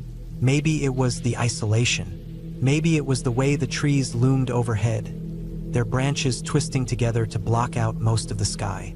Or maybe it was just my own nerves getting the best of me. Either way, I was out here now, committed to a weekend in the woods, and turning back wasn't an option. I had driven 6 hours to get here. A friend had recommended this spot, a remote stretch of national forest land, miles from any designated campsites. It was supposed to be untouched, pure, the kind of place where you wouldn't see another person for days. That was exactly what I wanted. A break from everything. No work, no phone calls, no obligations. Just me, my gear, and the quiet. I parked on the side of a narrow dirt road, the last one I had seen in nearly an hour. There wasn't an official trailhead, just a faint path where others had probably walked before. I grabbed my pack, locked the truck, and started hiking. The terrain was rough, a steep incline right from the start. Dry pine needles crunched under my boots, and the air smelled sharp, like resin and earth. The sun was already low, stretching long shadows through the trees. I wanted to set up camp before dark, so I pushed forward without stopping. About 2 miles in, I found the perfect spot. A small clearing, mostly flat, with a fallen tree that could serve as a makeshift bench. The forest was thick around me, but the trees opened up just enough for a good view of the sky. I set down my pack and got to work. I pitched my tent first. It was a simple one-person setup, quick and easy. Then, I gathered firewood, breaking off dead branches and stacking them in a pile. The air was already cooling, and I could feel the dampness creeping in. By the time I got a fire going, the sun had completely vanished behind the treetops. Sitting there, watching the flames dance, I finally felt the tension in my shoulders ease. This was exactly what I had needed. No noise, no distractions, just the fire, the trees, and the distant sound of the wind moving through the branches. It was around midnight when I decided to turn in. The fire had burned low, just glowing embers now, and the cold had set in. I crawled into my sleeping bag, zipped the tent up tight, and let the quiet lull me to sleep. I woke up suddenly. No sound, no reason, just that strange, gut-deep feeling that something wasn't right. I stayed still, listening. The forest was dead silent. No wind, no rustling branches, no distant calls of night animals, just thick, pressing silence. Then I heard it, a single, deliberate footstep, not an animal, not the scatter of a squirrel or the soft padding of a deer. This was slow, heavy, careful. My heart hammered in my chest. I strained to listen, barely breathing. The sound had come from behind my tent, somewhere in the trees. Then, another step, closer. I reached for the knife I always kept inside my sleeping bag. My fingers wrapped around the handle, and I gripped it tight, my palm already slick with sweat. For what felt like hours, I stayed frozen, waiting, but the sound never came again. Eventually, I convinced myself it had been my imagination. Maybe a falling branch, maybe a raccoon, maybe nothing at all. I didn't sleep much after that. Morning came slow. The air was cold, damp with dew, and the fire had long since died out. I crawled out of the tent, stretching the stiffness from my muscles. The forest looked different in the daylight. Less intimidating, more familiar. I let out a breath I hadn't realized I was holding. Whatever I thought I heard last night, it didn't matter now. It was a new day. I spent the morning hiking, following a game trail deeper into the woods. The land dipped and rose in uneven ridges, and I found myself sweating despite the cool air. I had no real destination, just the urge to explore. It wasn't until I circled back toward camp that I noticed something strange. The ground near my tent, where I had cleared away sticks and leaves, was disturbed. The dirt was scuffed, like something had been dragged through it. I stared at it, my skin crawling. It wasn't a huge disturbance, nothing obvious, but I knew it hadn't been like that before. I forced myself to shake it off. Maybe I had done it myself, half asleep in the night. Maybe an animal had wandered through. Maybe it was nothing. I built the fire back up, made some coffee, and told myself to stop being paranoid. That night, I couldn't sleep. I lay in my tent, staring at the nylon ceiling, listening. The fire outside had burned down again, leaving only faint light flickering against the trees. The night was quiet, too quiet. Then, around 2 a.m., I heard it again. That slow, deliberate footstep. It was closer this time. I felt my pulse slam in my ears. My knife was already in my hand. My fingers clenched around the handle so tight they ached. Another step. The sound was just outside my tent now. I held my breath, barely blinking. The fabric of the tent was thin, barely a barrier between me and whatever was out there. Then silence. I waited, counted the seconds in my head. 10, 20, full minute, nothing. And then, just when I started to think it was over, the zipper of my tent moved. I don't remember deciding to move. 1 second, I was frozen. The next, I was lunging. I ripped the zipper down myself and burst out of the tent, knife in hand, ready to fight. But there was nothing there. The fire was just embers now, casting faint, shifting light across the clearing. The trees stood still, dark shadows stretching between them. I turned in a slow circle, my breath ragged. The forest was empty, but I knew, without a doubt, that I hadn't imagined it. Something had been there, and it had wanted in. I didn't stay to find out what it was. I packed up my gear in record time, shoving everything into my pack with shaking hands. My truck was 2 miles away, but I didn't care. I'd walk all night if I had to. I left the fire burning, too panicked to put it out. I didn't care about leaving a perfect campsite. I just needed to go. The hike back was the longest of my life. Every sound made my skin crawl. Every shadow looked like something watching. The trees felt like they were closing in. When I finally reached my truck, I threw my gear into the back, jumped in, and locked the doors. Only then, sitting there in the driver's seat, did I finally let myself breathe. I never found out what was out there. I don't think I want to, but I do know one thing. I wasn't alone in those woods.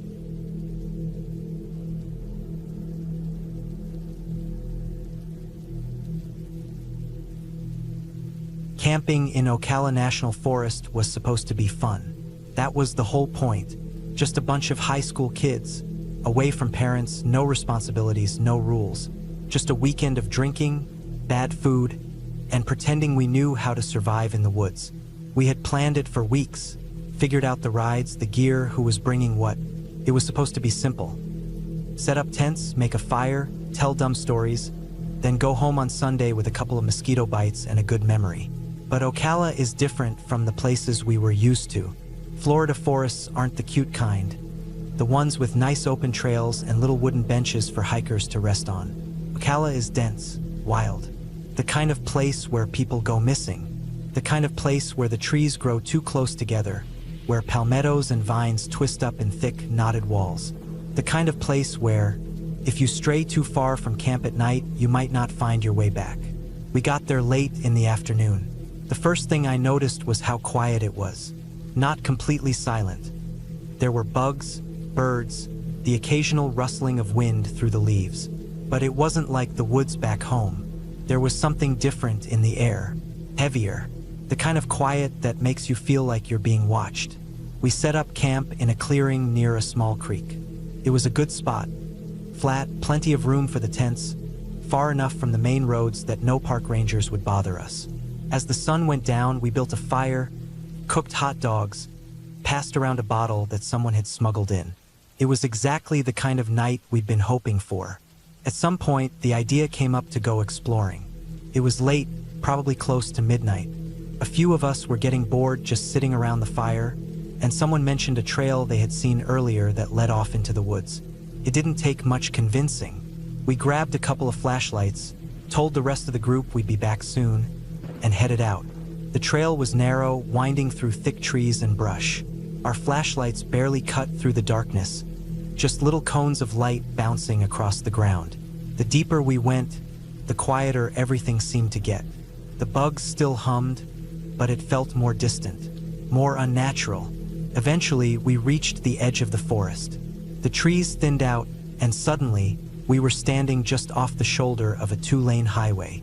There was no traffic, no streetlights, just an endless stretch of pavement disappearing in both directions. The sky was huge above us, stars scattered like shattered glass. We sat down in the grass, laughing about something stupid, enjoying the weird, surreal feeling of being there.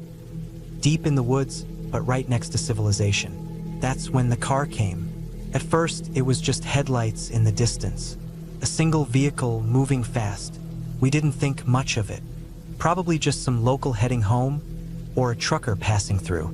Then, as it got closer, someone, maybe Rob, whispered, "Get down."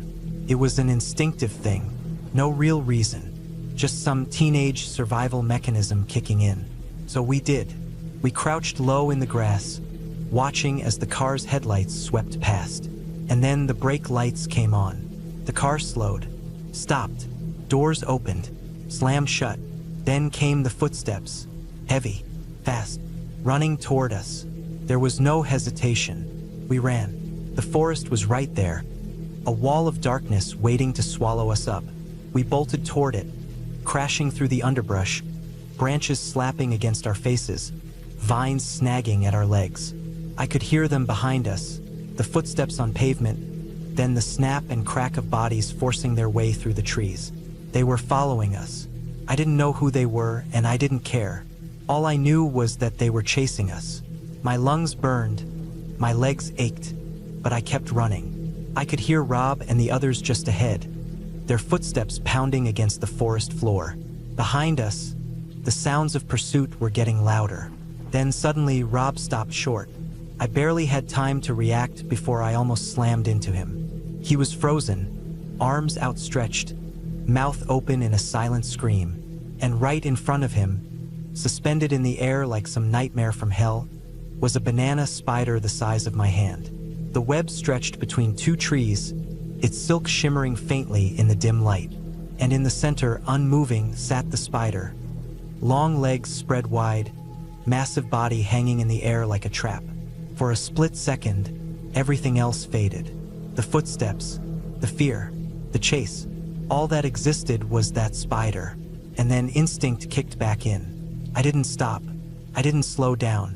I slammed into Rob with my full weight, shoving him straight through the web.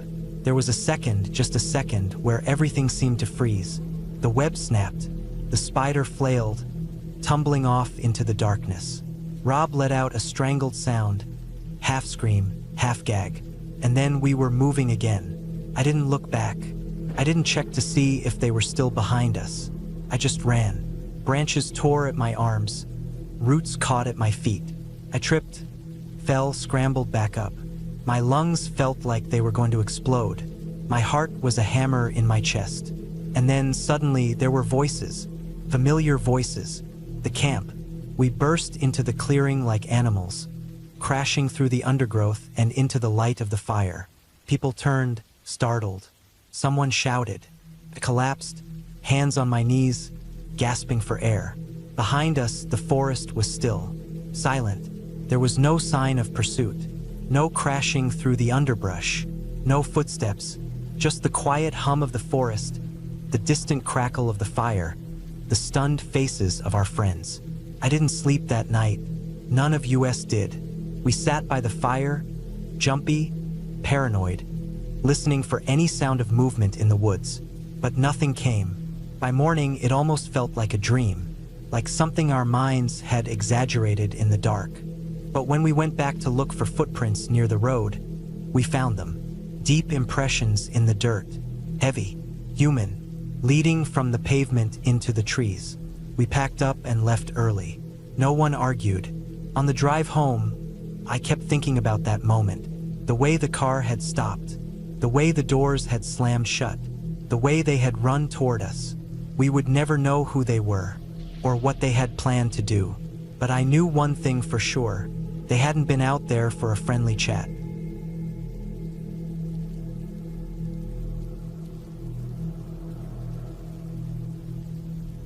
Camping had never been my first choice for a weekend getaway, but I wasn't against it either. I enjoyed being out in nature, sitting by a fire, and feeling the quiet that only deep woods could provide. So when a big group of us planned a weekend trip, I didn't hesitate to join. There were about 45 of us, old friends and friends of friends, meeting up at a popular campground a few hours out of the city. We arrived late in the afternoon, the sun dipping behind the trees as we pulled in. The main campground was already packed. Tents, campers, and RVs filled every designated spot, and the fire pits were already smoking with the early stages of dinner. I wasn't too worried, though. There was still space across the road, closer to the river. In a way, it seemed better, more peaceful, away from the noise and chaos of 40-plus people drinking, laughing, and staying up late. I was sharing a tent with 2 other women, both of whom I had camped with before. We weren't best friends, but we got along well.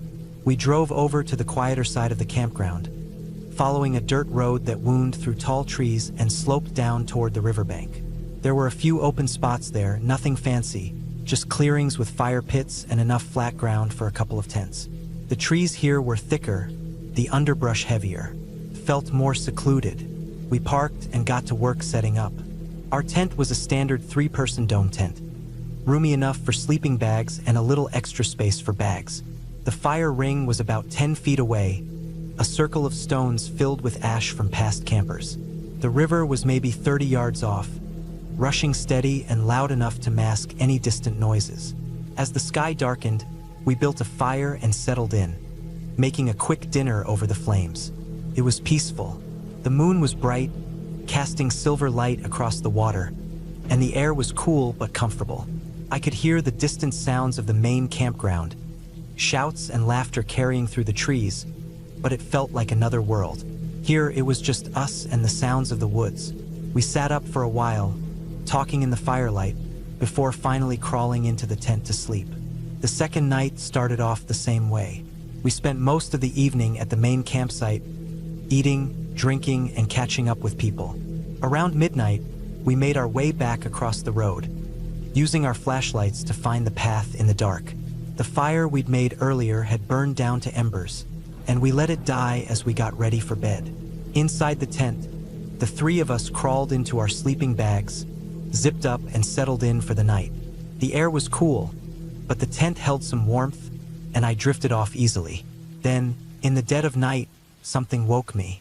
It was subtle at first, just the sense that something was wrong. A shift in the air. I lay still, blinking in the darkness, trying to figure out what had pulled me from sleep. Then I heard it. Footsteps. Slow, deliberate movements outside the tent. My heart pounded. The sound was unmistakable. Something or someone was moving just beyond the thin fabric separating us from the night. I held my breath, listening. The steps were heavy, deliberate. Not the light, quick scamper of a raccoon or the cautious shuffle of a deer. They were slow, pacing, close. Then came the growl. Low, rumbling, deep in the chest. A cougar. It had to be. My stomach clenched. I knew there were mountain lions in the area, but I had never expected to encounter one, let alone have one just feet from my tent. I swallowed hard, panic tightening my throat. My mind raced through every piece of advice I had ever heard about mountain lions. Don't run, don't turn your back, make yourself look big. None of it applied when you were trapped inside a tent with no weapons. I didn't own a gun, and my knife was uselessly sitting in the car. I turned my head slowly toward the girl closest to me. She was asleep, her breath steady and slow. The other girl, further away, had a history of panicking, and I wasn't sure she'd handle this well if I woke her.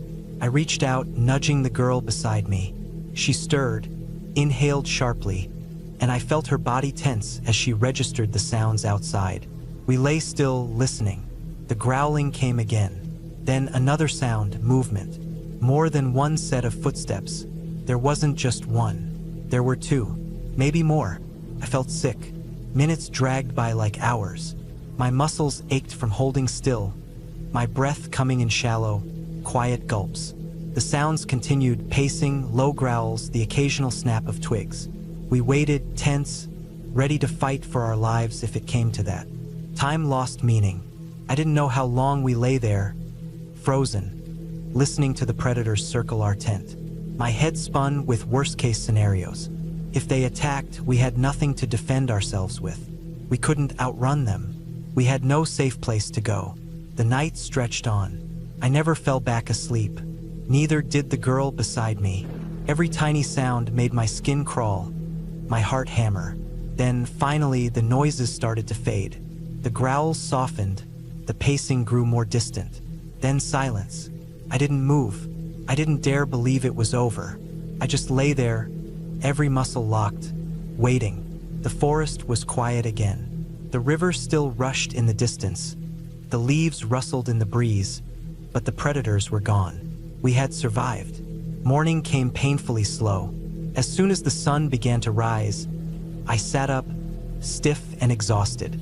The other girl stirred, groaning as she stretched out. We unzipped the tent cautiously, stepping out into the early light. The air was crisp, the ground damp with morning dew. My heart was still pounding. I half expected to see paw prints in the dirt, signs of the creatures that had haunted our night. Instead, I found something else. Footprints, not animal prints, boot prints. My stomach twisted. I followed them, my hands shaking. They circled our tent. Several times. They led away toward the trees, then back again. I turned to the others, my mind racing, trying to process what I was seeing. Back at the main campsite, we found out the truth.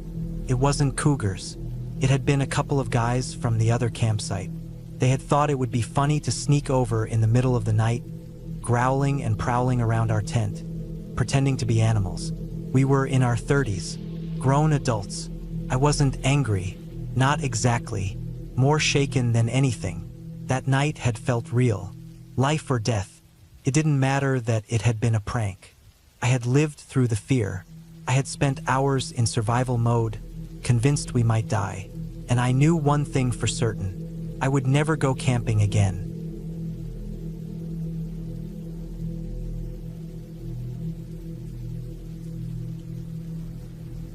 I was 16 the summer I went to the United States as part of a student exchange program. It was my first time leaving home for so long, and I was placed with a host family in New Mexico. A place that, at first, felt almost like another world to me. The landscape was different from what I was used to. Dry air, red dirt, vast open spaces that seemed to stretch on forever. The nights were darker, the stars brighter, and the silence deeper than anything I had known back home. I stayed with a couple and their 2 daughters. The dad was a quiet but kind man, and the mom was friendly, always trying to make me feel welcome. Their daughters were around my age. The older one was 17, the younger 14. We got along well, and by the time my stay was coming to an end, they felt almost like siblings to me. Near the end of my time there, the family decided to take me on a camping trip. They said it was something special, one last adventure before I went home. I was excited. I had camped before, but never in a place like this. We packed up the truck and drove for what felt like hours, the roads getting narrower, the towns disappearing behind us. Eventually, we reached the spot. It was in the middle of nowhere, surrounded by trees and hills, far from any other people. We set up camp quickly, tents, a small fire, and a few folding chairs arranged in a loose circle. As the sun started to set, the air cooled, and the sky turned a deep, endless blue. The fire crackled, sending up little sparks, and the smell of burning would mix with the scent of the dry earth. I remember thinking how peaceful it was. At some point, after we had eaten and were just sitting around, the two girls suggested we climb a tree. It wasn't far from the camp, maybe 50 meters or so into the woods. We could still see the firelight flickering through the trees. It seemed harmless enough. We picked a sturdy-looking tree, one with thick branches that were easy to grip. I followed them up, my hands getting scraped by the rough bark. The older girl went first, the younger one after her, and I climbed last. By the time we reached the highest point we felt comfortable with, we could see out over the tops of the trees. The view was incredible, miles and miles of dark forest stretching out in every direction. We sat there for a while, just taking it in. The air was still, the only sounds the occasional rustling of leaves and the distant chirping of crickets. It was one of those moments that felt like it could last forever. Just quiet, just peaceful. Then we heard it, a voice. At first, I thought I was imagining it. Then it came again. It was my name, clear as day. It wasn't just someone calling my name. It was the younger girl's voice calling my name. I looked down immediately. She was sitting just below me on a branch, completely silent. She hadn't said a word, but I heard it again. My name, spoken in her exact tone, her exact voice, coming from somewhere beyond the trees. I felt every hair on my body stand up. She looked up at me, her expression mirroring my own shock. I knew she heard it too. The older girl had gone stiff, her breathing shallow, her hands gripping the branch so tightly her knuckles were white. Kept calling, over and over, the exact same way, the exact same voice. I remember staring into the trees, trying to make out a shape, something, anything, but there was nothing, just darkness. The way the voice came, it wasn't moving closer, but it wasn't staying in one place either. It was hard to tell where it was coming from. The trees made the sound feel like it was surrounding us, like it was slipping between the branches, curling through the air. We sat there, frozen, for what felt like an eternity. Couldn't have been more than 5 minutes, but time stretched and twisted in that moment. Every second felt stretched thin. My pulse pounded in my ears. Then, just as suddenly as it started, it stopped. Silence. Nothing moved. Nothing made a sound. Even the insects had gone quiet. Without a word, we climbed down as fast as we could. My hands slipped on the bark, my heart hammering so hard I could feel it in my throat. The second my feet touched the ground, we ran. Not a single glance back, not a second of hesitation. We ran through the trees, branches scratching at our arms, tripping over roots, breath ragged and panicked. We burst into the clearing where the fire still burned low. The parents were sitting by it, relaxed, unaware of what had just happened. We must have looked insane. We tried to explain, stumbling over our words, out of breath, but the second we did, the second we got the words out, the dad's face changed. I have never seen a man go so pale so fast. He didn't say anything at first, just stood up, looked out toward the trees, then back at us. Then he told us to pack our things. No discussion, no questions. We didn't argue. Within 5 minutes, we were throwing everything into the truck. The fire was left burning low, the tents still half-staked to the ground. The drive back was silent. None of us spoke. I remember watching the trees rush past outside the window, my stomach still knotted, my mind racing. What had we heard? Who? Asterisk asterisk what asterisk asterisk? Had been out there. I kept expecting to see something in the rearview mirror. Some shape standing at the edge of the woods, watching us go. But there was nothing. When we got back, we unloaded the truck in silence. The dad barely looked at us. His face was still pale, his hands stiff as he grabbed the bags. He never explained, never said a word about why we left so fast. The next morning, I asked about it. He just shook his head. "Forget it," he said, and that was the end of it. I never brought it up again. To this day, I don't know what we heard. I don't know what was out there in the trees that night, calling my name in a voice that wasn't its own. And I don't think I ever will.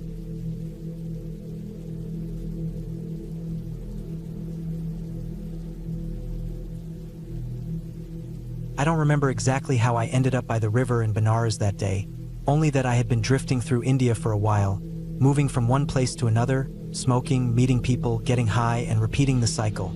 It was the kind of life where plans changed by the hour and strangers became companions overnight. That's how I met the hippies. A couple of them, barefoot, sunburned, their clothes loose and faded, their eyes always half-lidded with some mixture of peace and intoxication. We got to talking, and as it often happens in places like that, we bonded over what we had to share. I had hash, a good amount of it, and they had happy pills of all kinds. One thing led to another, and before I knew it, we were sprawled by the riverbank, high as kites, swapping stories that probably didn't make much sense. Then came the plan. We're heading to Rishikesh. One of them had said earlier in the evening, his voice a slow drawl. Going to camp in the forest. Rishikesh, 500 kilometers away. It sounded like a great idea at the time. The forest, the river, the mountains, it all seemed perfect. And why not? I had nothing holding me back. By the time we finally set off, our small group had grown. We picked up more people on the way, drifters like us, all heading nowhere in particular, all looking for something, though none of us could probably say what that something was. By the time we reached our destination, we were 13 in total. The one who led us was a German woman. She seemed to know the area well, talking about an abandoned hut on the edge of the forest, right by the river. We won't even have to set up tents, she'd said. It made sense.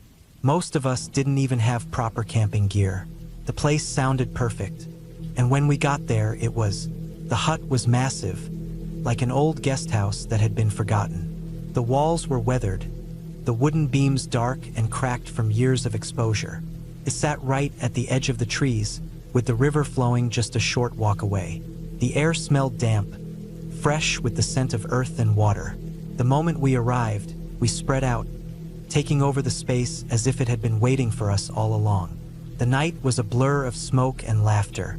Somebody had built a fire outside, and we sat around it, passing joints, swallowing whatever pills were being handed out, letting the night carry us into whatever state it wanted. The sound of the river was hypnotic, blending with the crackle of the flames and the occasional burst of laughter from someone too high to keep quiet. I don't remember when I passed out, only that everything faded into a warm, slow darkness. Then I woke up, and everything was wrong. The high had turned. The warmth was gone, replaced by something cold, something tight. My heart was hammering so hard in my chest that I thought it might explode. My breath came fast, too fast, like I couldn't pull in enough air. The walls of the hut, the very air around me, felt like they were closing in. I was dying. I knew I was dying. I sat up too fast, my vision swimming. The room was dark, the fire outside had burned low, and the only light came from the moon filtering through the open doorway. I could barely make out the shapes of the others' bodies sprawled out on the floor, on makeshift bedding, on whatever space they had found. They weren't moving. My stomach twisted violently. I crawled to the closest person, nudging them. Nothing. My breath hitched. I shook them harder. Nothing. One by one, I went to them, shaking, pushing, trying to wake them up. No one moved. I was surrounded by the dead. The panic hit like a wave, rising from my gut, crashing over me until I couldn't think, couldn't breathe. I felt my hands claw at my own chest, my own throat, as if trying to rip open space for more air. I wanted to scream, but my voice wouldn't come.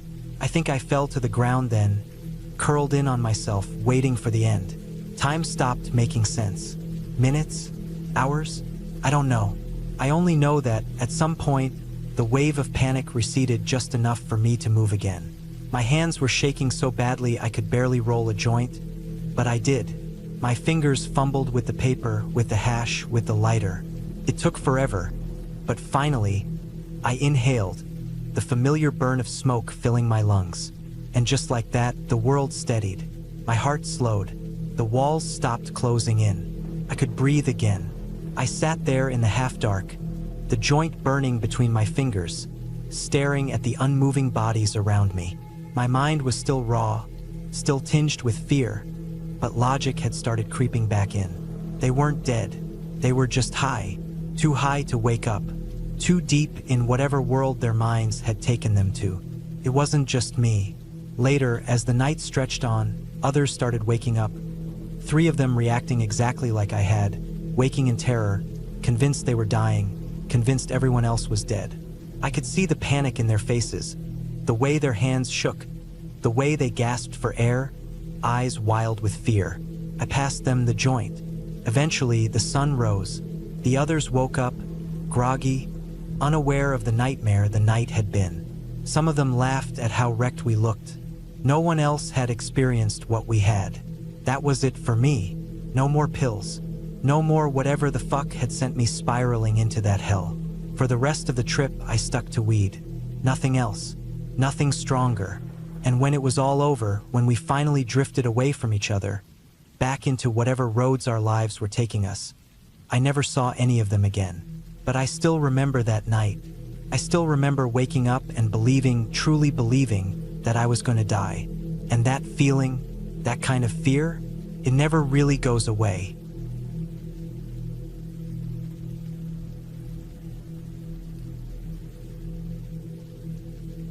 I woke up slowly, groggy and unsure of what had disturbed me. At first, I thought it was just the wind, rattling the outer walls of the large canvas tent that housed the 4 smaller tents inside. It had been a long, exhausting day of trekking through the Peruvian highlands, crossing rugged terrain beneath towering peaks, and my body ached from the effort. I wanted nothing more than to sink back into the warmth of my sleeping bag, but something felt off. Then the pressure came again. Something heavy pushed against the side of my tent, pressing the fabric inward. It wasn't a sudden impact like someone stumbling into it. It was slow, deliberate, and solid. The material flexed inward, bending against a weight that was no small thing. I froze, my breath caught in my throat. We were camping at high altitude, somewhere above 10,000 feet, near the base of the Saucante Pass. It was cold, and the wind howled through the valleys, but whatever was outside wasn't just the wind. It had mass. It had intent. My mind raced through the possibilities, none of them comforting. A puma? I knew they lived in these mountains, but would one actually push against a tent like this? If it were a predator, I should be hearing claws scraping, maybe sniffing, or worse, growling. But there was none of that. A bear? Did Peru even have bears? I tried to remember, but my tired brain couldn't recall. I knew of the spectacled bear, but I had no idea if they lived at this altitude or if they ever ventured into human camps. Or was it something else? Something unknown? I hated how my brain immediately conjured up the idea of some kind of Andean yeti, a creature born from old legends and local folklore. I didn't believe in that stuff, but in the dark, with something large pressing against my tent, my rational mind wasn't in charge anymore. Then the sound came, a deep, heavy grunt, followed by breathing, loud, deliberate breathing. Whatever was out there wasn't small. This thing had lungs, massive lungs, and the sheer weight of its exhalations sent a chill through me that had nothing to do with the cold. I lay there, staring at the curved fabric of my tent wall, watching the way it shifted with each push from the outside. I didn't want to wake everyone by shouting, but I also didn't want to do nothing. I considered yelling, maybe banging on the tent wall to scare it off, but if this thing was a predator, that might just provoke it. More than that, I didn't want to look weak. We had a mixed group of trekkers, both men and women, and while I didn't know everyone well, I wasn't eager to be the guy who screamed in the middle of the night over something that turned out to be nothing. If I was going to wake people up, it better be for a damn good reason. I took a deep breath, forcing myself to calm down. Whatever was outside, it wasn't tearing through the tent. It wasn't attacking. That meant I had time. Slowly, carefully, I reached for the zipper of my tent. The sound of the metal teeth separating seemed impossibly loud in the silent night. I inched it down, pausing with every few inches, listening for any reaction from outside. The breathing continued, steady and unfazed. When the opening was big enough, I slid out of my sleeping bag and began to crawl forward. My fingers dug into the cold ground as I eased my body through the gap, moving as quietly as possible. My heart pounded in my chest as I lifted my head, peering into the darkness beyond the thin fabric walls. And then I saw it. A massive, long-horned bovine stood just inches from my face. For a moment, neither of us moved. Its dark eyes were wide and unreadable, reflecting the faint moonlight that filtered through the thin walls of our outer shelter. Its nostrils flared, and another warm breath huffed out, sending a cloud of mist into the cold air. A cow. A goddamn cow. Relief flooded through me, but it was quickly followed by a new problem. What the hell was I supposed to do now? I had grown up around farms, so I knew a thing or two about cattle. This wasn't a wild animal. It had the relaxed posture of a domesticated beast, probably left to graze by local shepherds who used the highlands for pasture. But even a docile cow could cause trouble, especially when it weighed over 1,000 pounds and didn't seem particularly inclined to move. The cow let out another low, rumbling snort and shifted its weight, pressing once again against the side of my tent. Nope, not happening. I wasn't about to spend the night crushed under a confused bovine. I needed to get it out of the shelter. Moving slowly, I adjusted my posture, making myself appear larger. I lifted my arms wide, careful not to make any sudden movements. Then, in the low, rhythmic tones that farmers use to move cattle, I made a series of noises, not quite words, but the drawn-out, familiar sounds that animals recognized as a gentle push. The cow flicked an ear but didn't move. I tried again, stepping forward slightly, maintaining slow, deliberate movements. Finally, it shifted, taking a single step backward. Then another. Good. I kept at it, slowly guiding it in reverse, step by step, like some kind of reverse matador. The cow snorted in protest once or twice, but it didn't resist.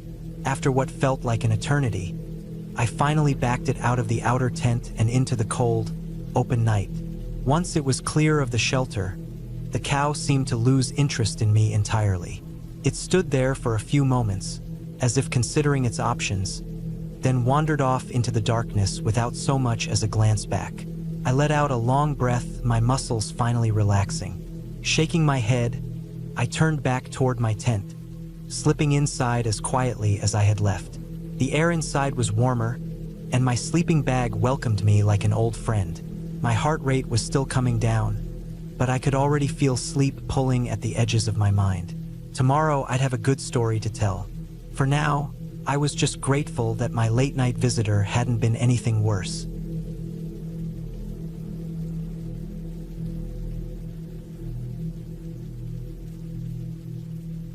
Camping had always been a part of my childhood. My family wasn't the type to take vacations to big cities or amusement parks. Instead, we packed up our tents, fishing gear, and coolers filled with simple meals and spent our weekends in the quiet of the woods. It was the kind of life that felt normal to me. I didn't know any different. The sound of wind through trees, the feeling of dirt and gravel under my shoes, the scent of a campfire burning down to glowing embers. Those were the things that made me feel at home. I was 12 the summer this happened.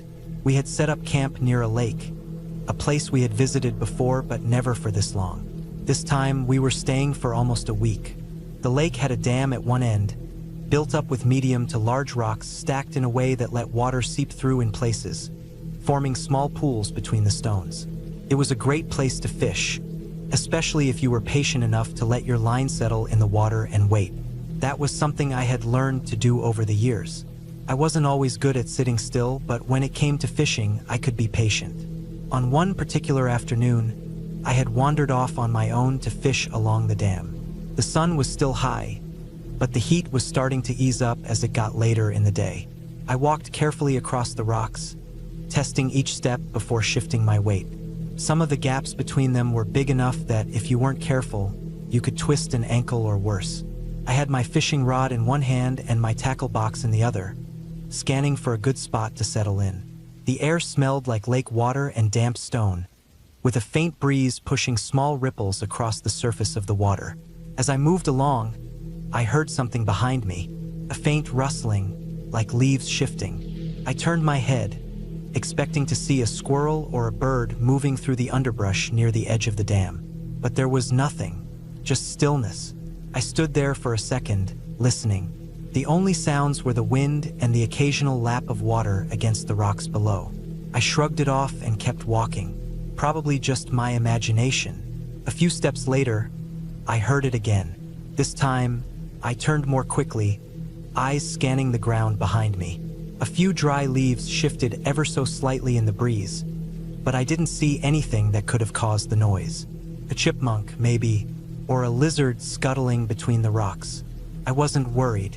I found a good spot and stopped, positioning my feet carefully on the uneven surface.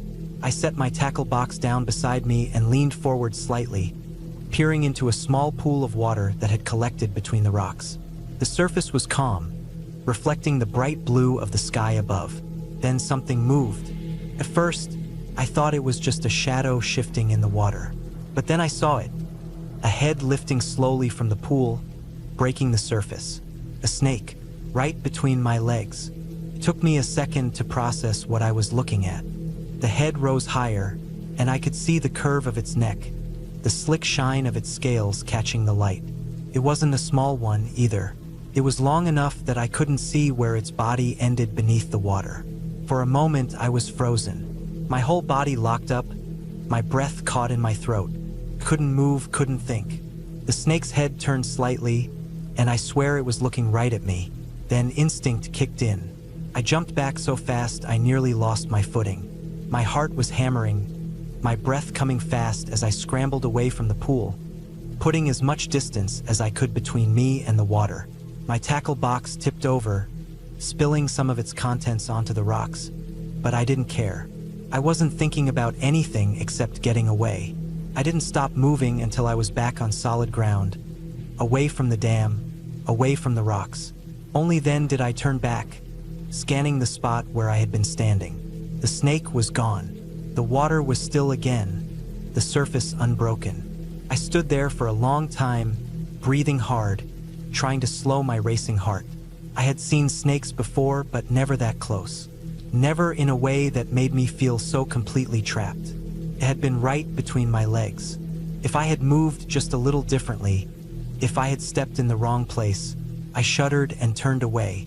I didn't go back to the dam that day.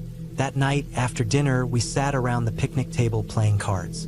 My mom, my sister, a couple of cousins. We were all gathered around, laughing and talking as the gas lamp beside us cast a soft glow over the table. The night was chilly, but not uncomfortably so. The kind of crisp air that made you want to pull your jacket a little tighter around you.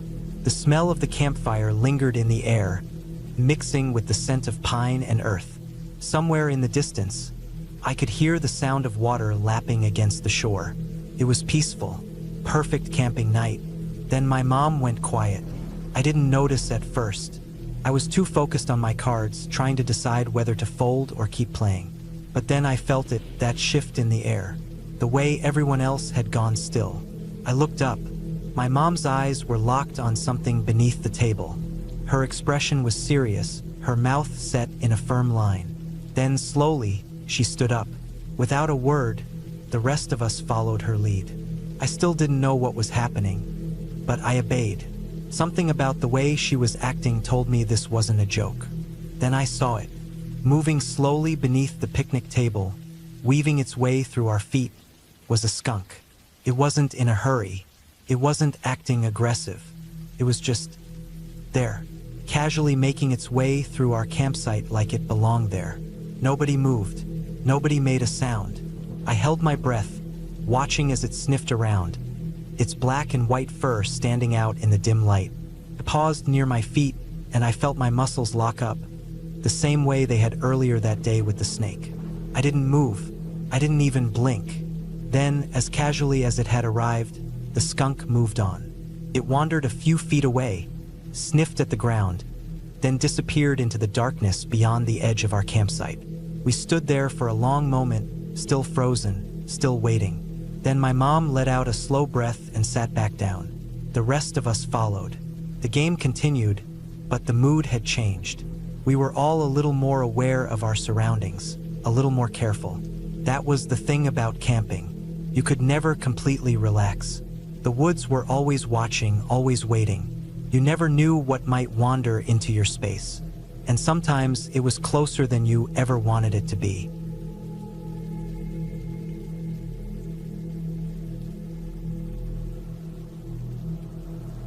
The North Georgia mountains were supposed to be an escape. A long weekend of fresh air, cold beer, and good company away from school and the everyday grind. That was the plan anyway. 5 days in the woods with a group of friends. Just us, the trees, and the open sky. We packed for it like we meant it. No half-assed sleeping bags and cheap flashlights. My buddy and I had enough camping experience between us to do it right. He was an Army vet, which meant we were going in with a well-thought-out setup. A 10-person tent for the 5 of us, cots, a propane stove, a portable shower, the works. We were in it for the long haul. We left Wednesday afternoon, driving out to a small town on the edge of the mountains where we could park the truck and hike the rest of the way in. The group was made up of 5 people, me, my buddy, and 3 girls. It was the kind of group dynamic where there was already some light flirting going on, the kind of easy tension that comes with knowing you'd be sharing a tent in the middle of nowhere. The hike started off normal. It was late summer, still warm, but not unbearable. We had the weight of our packs digging into our shoulders, but we were fresh, making good time through the forest. We took our time, stopping here and there for water, snapping a few pictures on our phones, talking about what we were going to cook first once we set up camp. Then we reached the clearing. It was one of those places that should have felt peaceful. A wide break in the trees, a small lake in the center, the water so still it looked like glass. But something about it wasn't right. The moment we stepped into that open space, the world just stopped. No birds, no rustling leaves, no wind, just dead silence. I felt my stomach tighten, and I could tell my buddy felt it too. We exchanged a quick glance, the kind that doesn't need words. Both of us reached for our guns. Neither of us said anything to the girls. No point in freaking them out. Predator, I thought. That's the logical answer. A big cat, maybe a black bear, something that had the smaller animals hushing up, staying still, hoping not to be noticed. Then my buddy grabbed my arm. He nodded toward the opposite side of the lake. There, just at the tree line, stood a woman. She was far enough away that I couldn't make out her face. Maybe 150 yards. She wasn't moving, just standing at the very edge of the trees. At first, I figured she must have lived somewhere nearby. A remote cabin, maybe, some off-the-grid homestead. But I still didn't like it. Something about the way she stood there, still as stone, made my skin crawl. We didn't linger. We walked straight past the clearing, back into the trees. I glanced over my shoulder one last time before we disappeared into the woods. She was gone. The sounds of the forest came back the moment we were under the trees again. The birds, the rustling, the wind, the normal rhythm of nature returning like nothing had happened. I tried to shake it off. Maybe she just walked away. Maybe she lived nearby. Maybe. We pushed another 2 miles in before deciding to stop for the night. The sun was getting low, and none of us wanted to be stuck setting up camp in the dark. We made a good spot for ourselves, cleared some ground, set up the big tent, got a fire going. Someone cracked open a beer, and just like that, the tension started to fade. I was feeling pretty good by then, relaxed. That edge of unease from the clearing was still there, but it was buried under the familiar comforts of a warm fire and a cold drink. The girl I'd been flirting with was sitting next to me. We'd been talking, laughing, touching shoulders just enough times for it to feel intentional. At some point, she asked if I'd help her set up something in the tent. We slipped away from the fire. We were inside for a few minutes when she suddenly stopped. Her whole body tensed. I opened my mouth to ask what was wrong, but she shook her head. Then I noticed it. Silence. The exact same unnatural silence from the clearing. The fire outside was still crackling, but the forest itself had gone dead quiet. She must have seen the look on my face because we both dressed quickly and stepped outside. The others were still sitting around the fire, laughing like nothing had changed. They hadn't noticed a thing. We didn't say anything. No point. The first morning, we woke up to find the propane stove had been turned on overnight. It wasn't lit, but the fuel had run empty. No one admitted to using it. We brushed it off as an accident. Maybe someone had bumped into it, twisted the knob without realizing it. The second morning, we woke up to things missing. A lantern we'd left by the fire. A sweatshirt one of the girls had left draped over a folding chair. Gone. It didn't feel right, but we didn't have a real explanation. Later that day, we hiked upstream, following the river, looking for a waterfall we'd read about. That's when it happened again. The silence. My buddy was the first to notice. He nudged me and nodded toward the top of a hill. I followed his gaze and felt my stomach drop. She was there. Same woman, same clothes, standing motionless among the trees. She wasn't close, but she wasn't far enough away to make me feel comfortable. My buddy told the girls he saw a mountain lion and was gonna scare it off.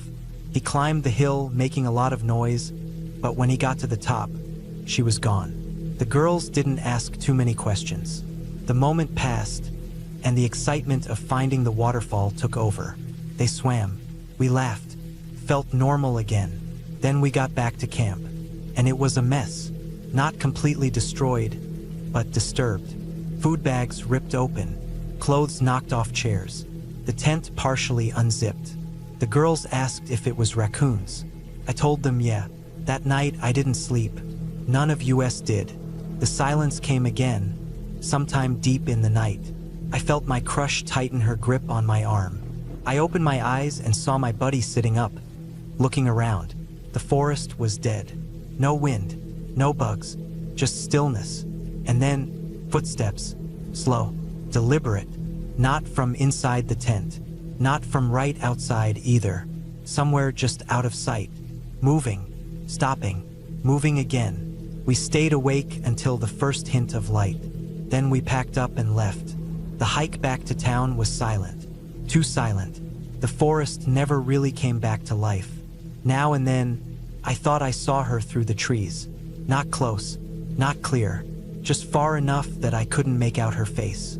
None of us spoke until we reached the truck. Once we were driving back, the stories started coming out. Little moments, glimpses, feelings. Each of us had seen her at some point. Each of us had moments where we felt watched. But we'd all ignored it, hoping she'd go away. None of us could remember her face, and I never went camping again.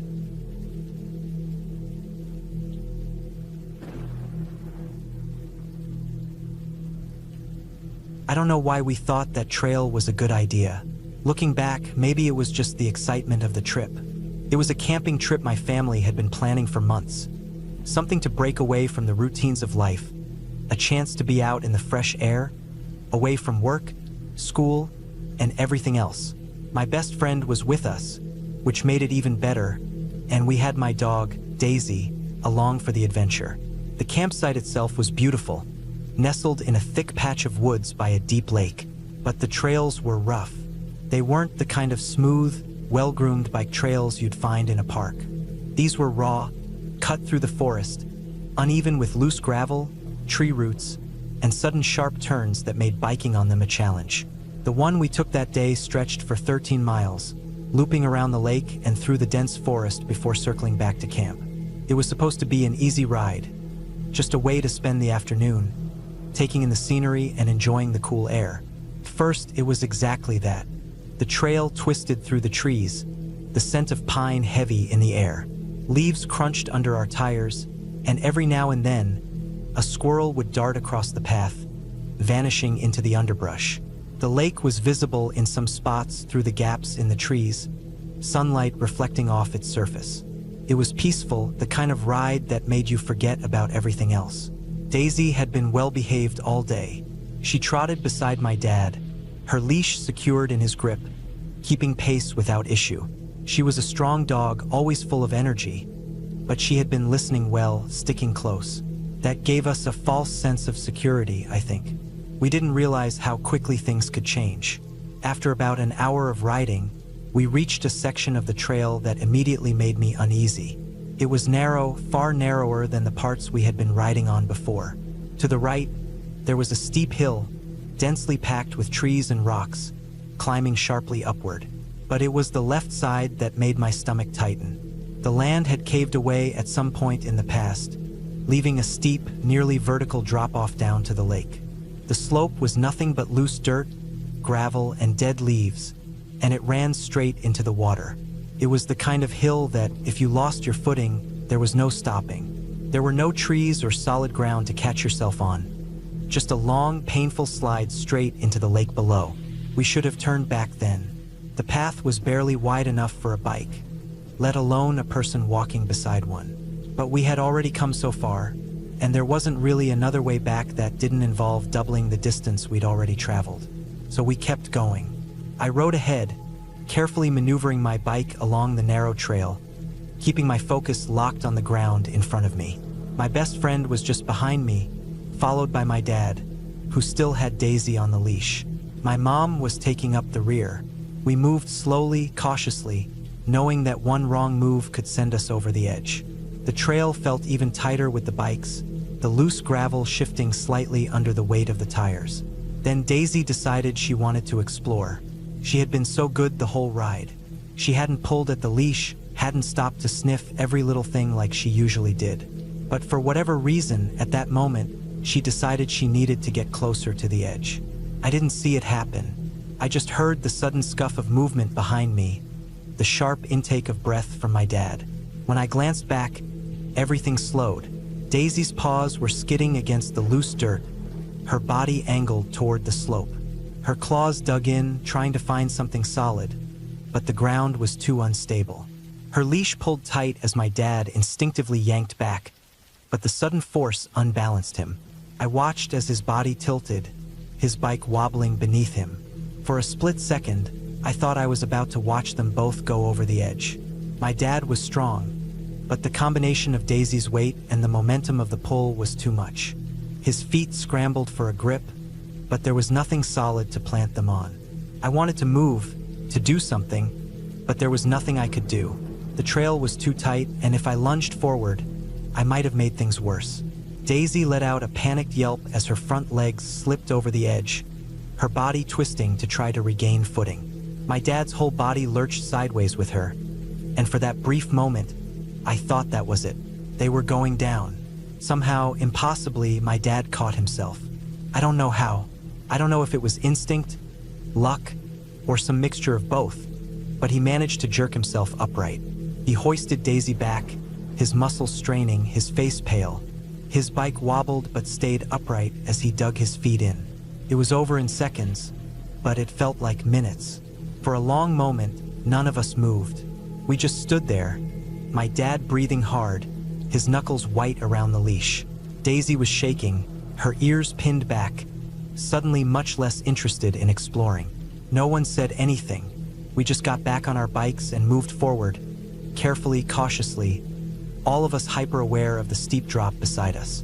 By the time we made it back to the wider part of the trail, my legs felt weak. My heart was still pounding in my ears. The image of my dad tipping over the edge burned into my mind. We finished the ride, but I didn't enjoy the rest of it. The whole way back, I kept glancing over at Daisy, at my dad, at the path ahead, as if something else might go wrong at any moment. When we finally reached camp, we sat down without speaking for a long time, just absorbing what had happened. We never took that trail again.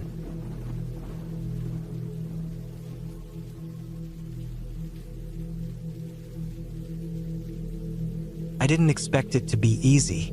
That wasn't the point. The idea was simple. A one-night out and back through the mountainous rainforest of southern Brazil. A friend and I were prepping for a longer trip in Patagonia, and we needed to test our gear and our endurance.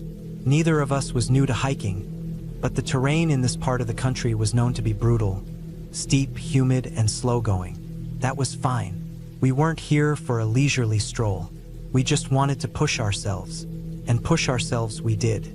From the moment we stepped onto the trail, it was nothing but climbing. The rainforest was dense, the humidity near 100%, and within minutes, sweat soaked through my shirt, rolling down my back in thick, uncomfortable waves.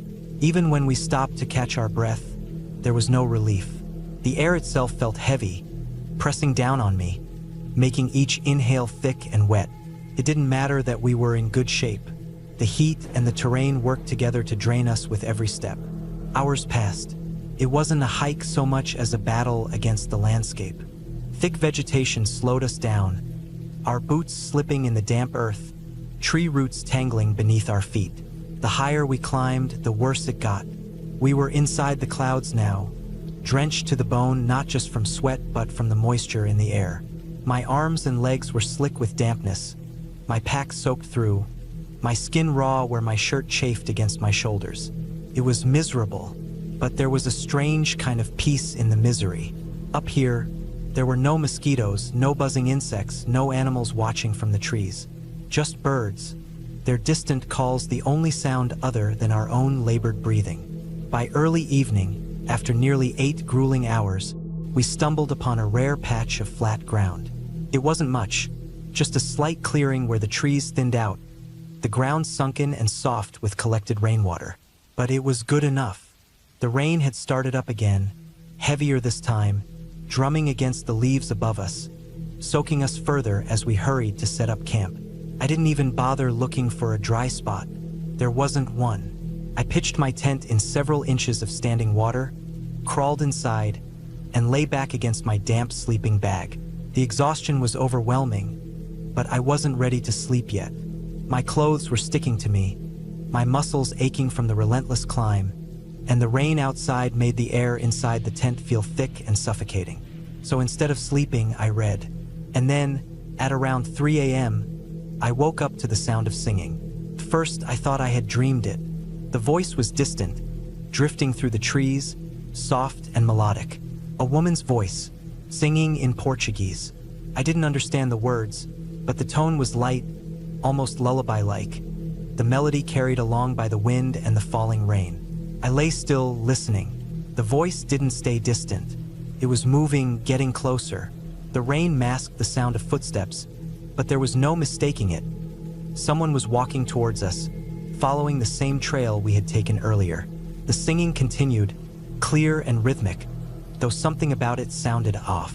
Couldn't place why. Maybe it was the way the melody wavered slightly, like she was struggling to keep her voice steady. I lay frozen in my tent, waiting. Then she passed. The singing didn't stop.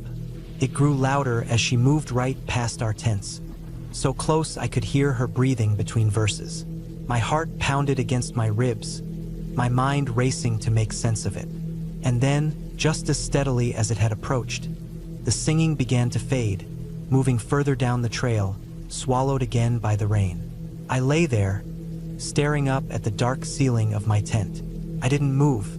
Did my friend hear it? Was he awake? I didn't call out to check.